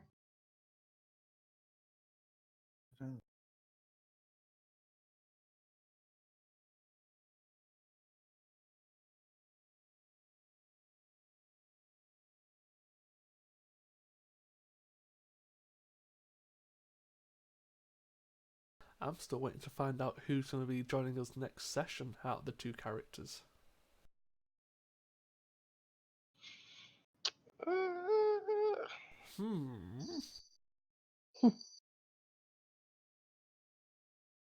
We'll see.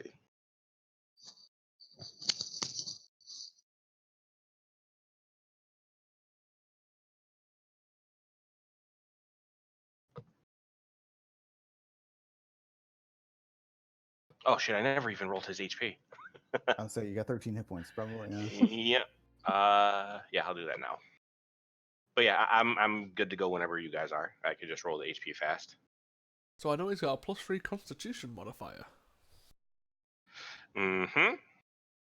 He has a kind of a +3 everything, aside from wisdom. I mean, you don't have to Index. be able to see things.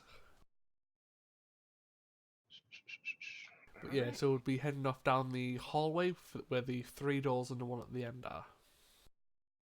So, are you going to go south or are you going to go north in the hallway? I think we'll just go to, like, which way do people go? North or south?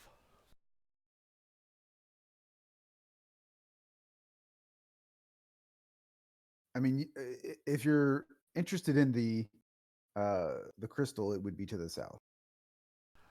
Probably let's go to the south then. Any objections? Nope. I'm good. And 51 HP ain't that bad.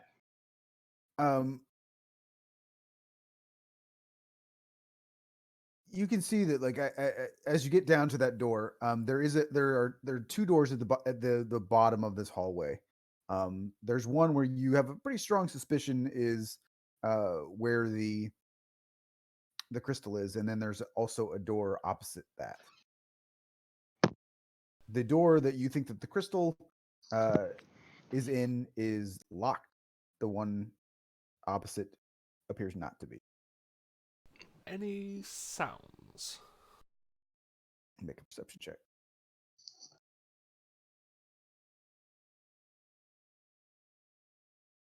You can hear flies buzzing because you hear everything. But no, I mean, you're all now starting to get a little bit worried that so far you've basically seen 3 guards in the entirety of this prison,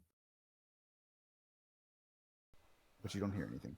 Yeah, I'll worry about that when they all turn up. But for now, I'm gonna try the keys on the door. Okay, so you open up this door, and it's actually a very small room, and it is not a whole lot bigger than the cells. This is definitely not a cell, but there's nothing in it other than the largest window that you've seen, and you can see the crystal embedded in the wall.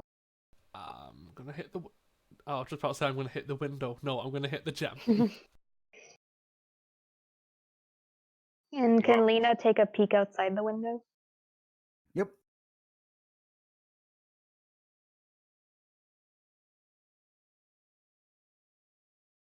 You hit it and you damage it. You do not destroy it. Well, I'll be doing it again. Okay, so now it's destroyed. Magic. You do feel magic, but you can still feel the other crystal gem. And essentially, on the opposite side of the hallway, where the other door is where you can feel the other one overlapping. Well, it's not even overlapping anymore. It's the only one that you can feel now.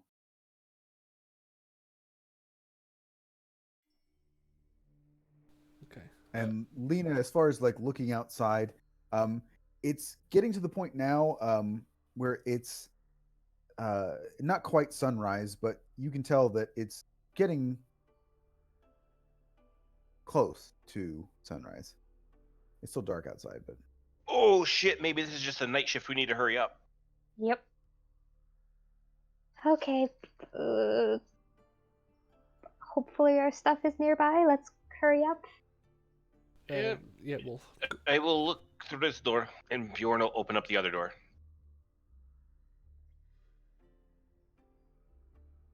Opening up that door, you can see at first you get quite excited because this does appear to be a storage room. However, appears to be a storage room for the prison itself, and you can see this is where, when they don't have prisoners, you can see a bunch of buckets, and you can see like some cleaning supplies. You can see some bedding. But yeah, this is just basically where, when they don't have prisoners and they have those empty cells out there, this is where they put the stuff. Okay. It was worth looking. We head out now. well, we're still at the other corridor. There are 2 more doors that you can see down the hallway. Oh, okay. Well, we'll might as well try them. Yeah, absolutely. But I'll also say this, and I just because I feel like you guys like are basically understanding where you are, and I'm partially giving it to you because I don't have a map for you guys to look at, so I know it's difficult. You get the idea that like this is the entirety of the prison. So like you've been from one edge to the other. It's not particularly large. So you would assume that any other doors that you might come across right now, given what you've already seen, are likely barracks. Because there's no other place that you've been and you haven't seen any barracks yet. Okay. Well, I'm assuming either Soren or Lena would fill Bjorn in on that because he doesn't understand that shit. Yeah, he probably wouldn't understand that, but your other character might. And Soren is smart, and he's been sort of tracking the layout anyway because of the crystals. So Yeah, someone's basically at this stage trying to figure out where our equipment would be, if it would be anywhere in this place.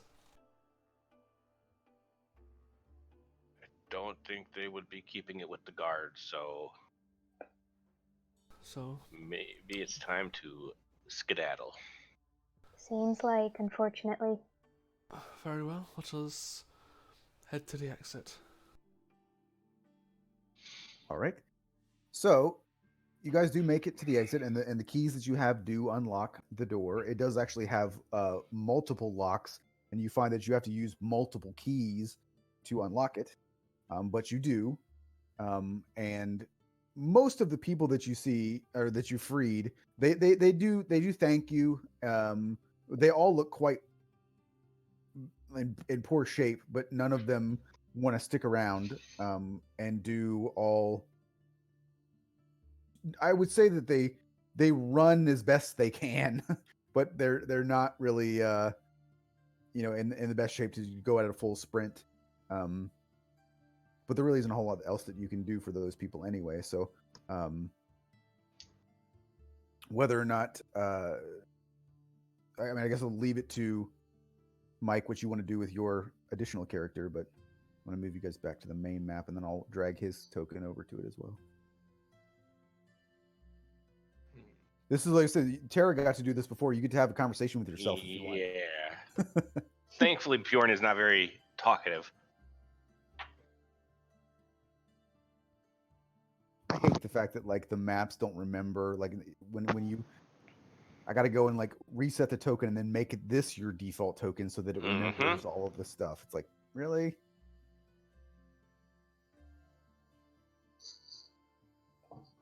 So you guys have made it out, and you probably guessed correctly that the only reason that there were so few people was that they don't tend to keep that many people on the night shift.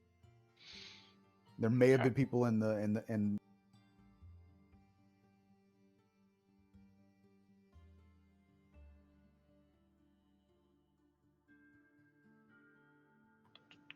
Oh, I gotta give. He's an elf, so I gotta give him Half elf. Yep. Oh, Lena doesn't have it either. Shoot.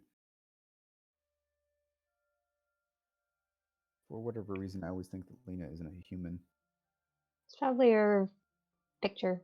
Well, yeah, you can't see her ears, so it. Wow. Oh, She Rafe. is a half elf, right? Yep. Yeah. Okay.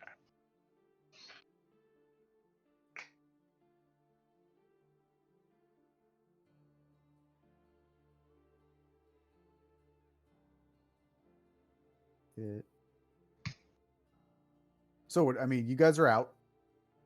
Yay! Quickly grab the stuff from the lodge and never go back there again. You are in the middle of a desert. Mm-hmm. Let's head north to a forest and the lodge. So you are about 70-ish miles to the forest. If you go as the crow flies. We might as well. And you haven't had much to eat. You don't have any water. You're carrying Mally, and you're in a desert, which means you're not going to be able to find much water or anything to eat. So that's where you're at.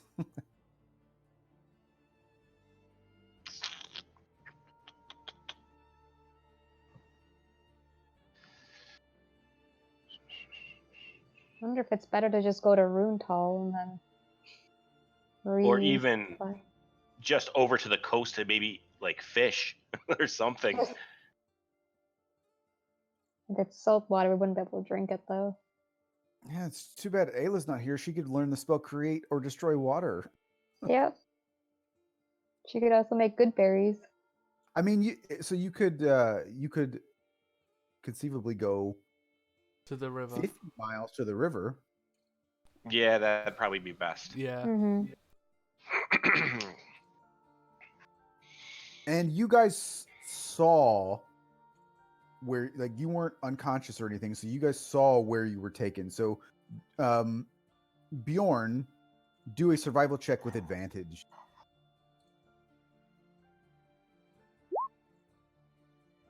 Okay, so, I mean, you have a pretty good idea about where you are right now.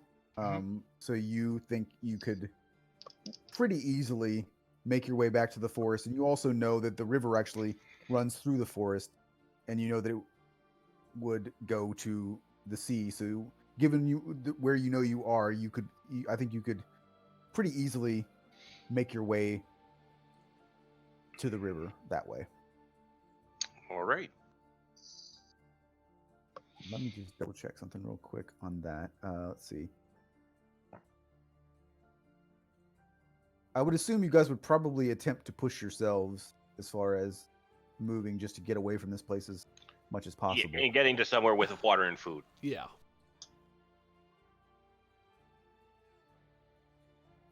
So you're not going to be like at full. You're not going to be able to run at like full speed, given the fact that you're carrying Mally and you're all sort of weak at this point. But pushing yourselves as much as you can.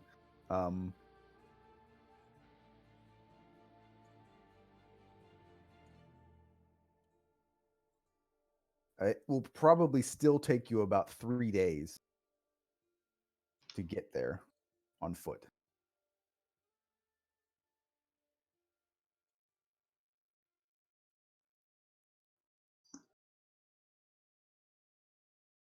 Actually, I may have said that. Let me double check my math. That doesn't sound right. So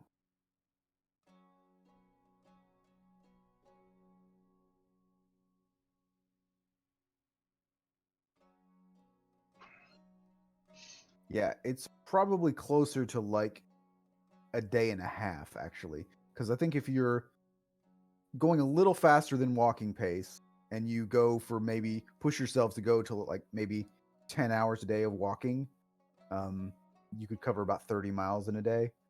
So a little, almost 2 days, but not quite. You could get there. Okay. So really only one night at the very least. Okay.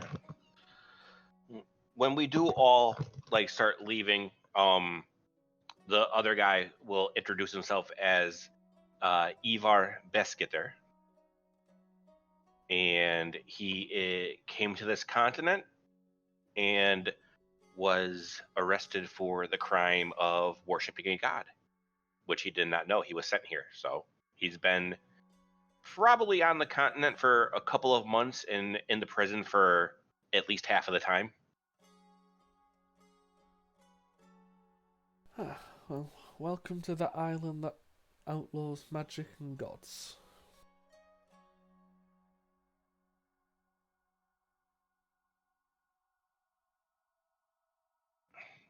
Matt, Yep. I have no idea where his belongings would be then, huh? Granted, he didn't have much. It was kind of just like armor and a sword. Yeah, you probably don't have it anymore. Well, to be fair, all of Sawn's stuff was in his room because he took it all off to go for a bath.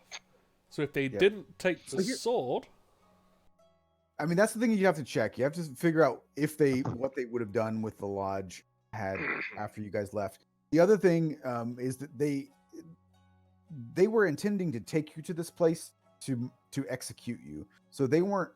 Normally, you would take somebody's equipment and store it somewhere so that you could give it back to them when you were released. They had no intention of ever releasing you, so they wouldn't have taken your stuff there to keep it. Okay. If they took your stuff, it would be because they took it because they wanted it for themselves. Mm-hmm. So anything that was on you, so like your cape is gone. But anything that would have been at the lodge could conceivably still be there. Okay. Well, then, aside from that, all of Bjorn's weapons and booze and yeah, he would have a lot there. Yeah, because I mean, like even like your halberd, I would imagine, like because you even if you just kept all your stuff, you would. It's unlikely you would have been sitting around with your halberd on your back. Yeah, that's what I mean. Yeah, he would have had his like the furs and that kind of stuff on. But other than that, yeah, it would have been everything would have been in his room. yeah, same. Like I said, I purposely took my armor off and my weapon, stored everything in my room. Yeah, you even said that out loud to everybody. So, and obviously, Lena has been living there, so like she wouldn't just be walking around with a pistol on her hip. So Yeah. Open carry, do it. right. Yeah, Bjorn will. Oddly enough, that's actually not illegal. You can. Yeah. Yeah. Magic is bad, but you can walk around with a firearm if you want. Bjorn is going to like the first night they're gone is going to pull Lena off to the side. Yeah. What is it, Bjorn? I do not know if down here is for Bjorn. I travel with people. I try to help them, and they get me put in this prison. I argue with someone who says that we should have let her go because I wanted to help her. But it appears that she was never worth helping. So I do not know if I am made for the people down here who are so good at being not honest. But then what are you gonna do? I do not know. I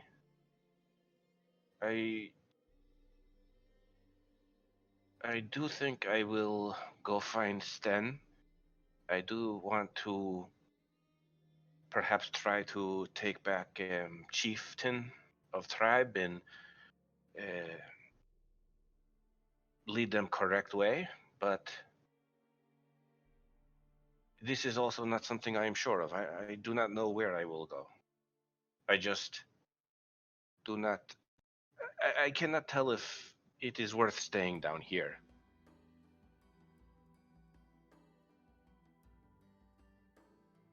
Well, I really don't want you to go hurt yourself. Same way that you didn't want Ayla to go to the cults. Although I guess she turned out to be. Ugh. It is not my intention to go running into fight with tribe. It would. That is why I would get Sten first. It would. He would be more welcomed. Let him go and speak with tribe and make sure that there would be enough people willing to allow this to happen. Allow there to be a challenge for leadership.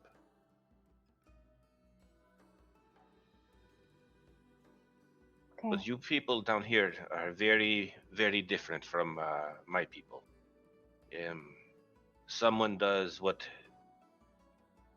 most people down here do every day, and they are killed for it. Yes, I guess it's simpler with your tribe. Yes. How about? Well, I expect I can't convince you not to leave, and as long as you don't go straight to your tribe and to your deaths, that's fine with me. How about I teach you to write my name? You could send me one of those bird letters just to make sure you're safe.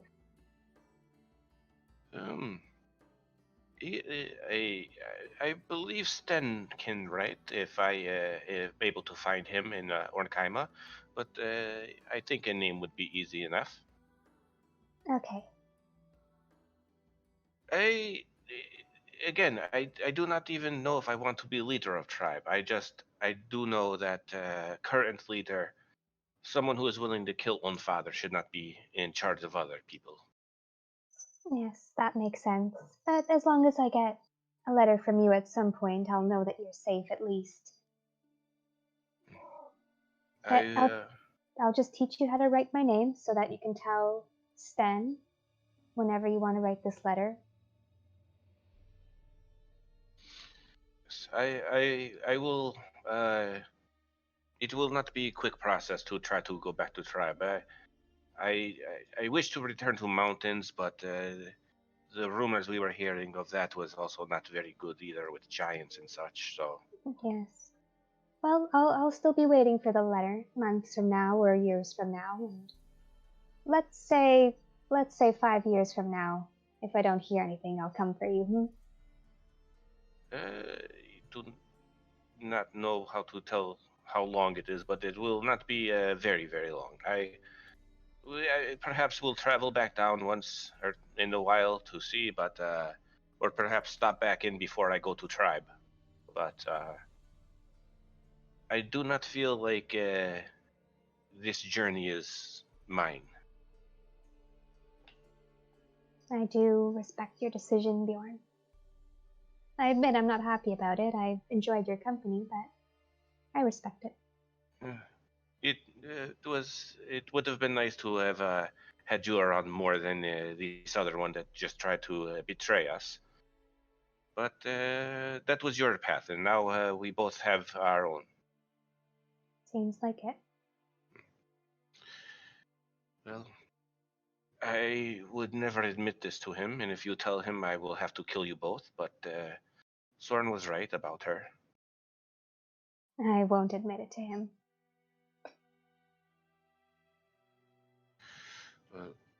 I am going to. I will bring us back to river.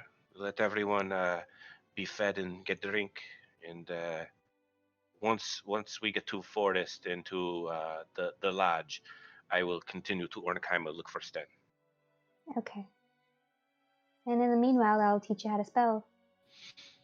Yes, this not too much thinking every day. It has been very difficult lately. Of course, we'll take a break from it tonight at least. Yes, this is good. And he when he goes back and stuff, he doesn't like talk to Soren or anything, but he's not like how he had been, like a complete asshole for no reason. Son just ignores him. Yeah, I completely understand. But he doesn't say anything about how he's going to be leaving or anything like that. He just goes back and goes about his business. To be fair, I think Son would just be as not disinterested, but just indifferent. Mm-hmm. It is so sad because Matt told me some cool shit that could have happened if I stayed with Bjorn. But like fighting someone he considered a friend in Sorn over someone that he considered a friend who was a terrible human being, his mind is completely fucking destroyed right now. He is all sorts of messed up.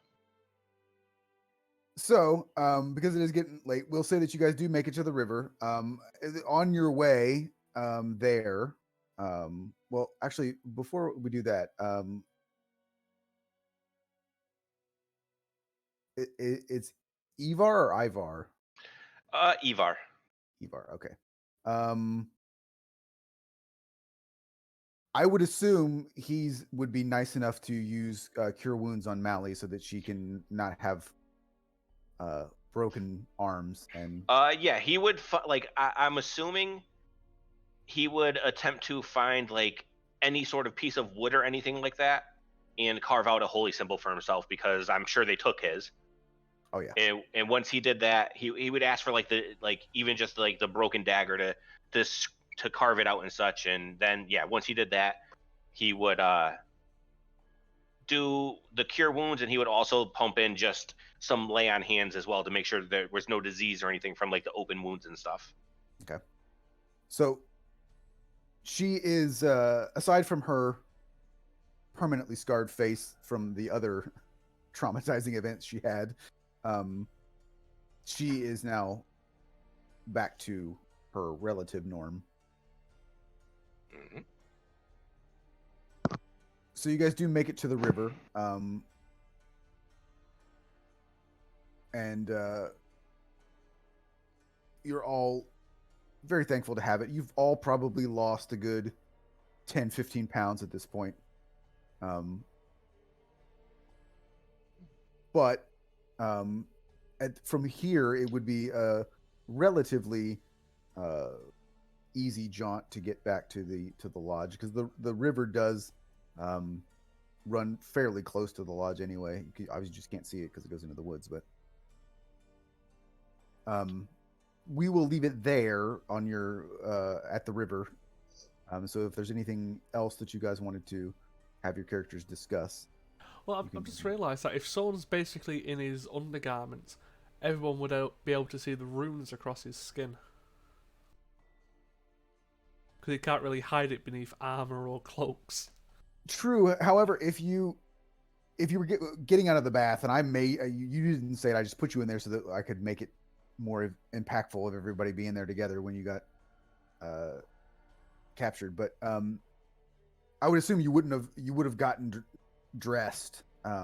So the only thing that they would have removed from anybody would have been if you were wearing armor. So like they would have, if you were just regular clothing, they would have just kept you in.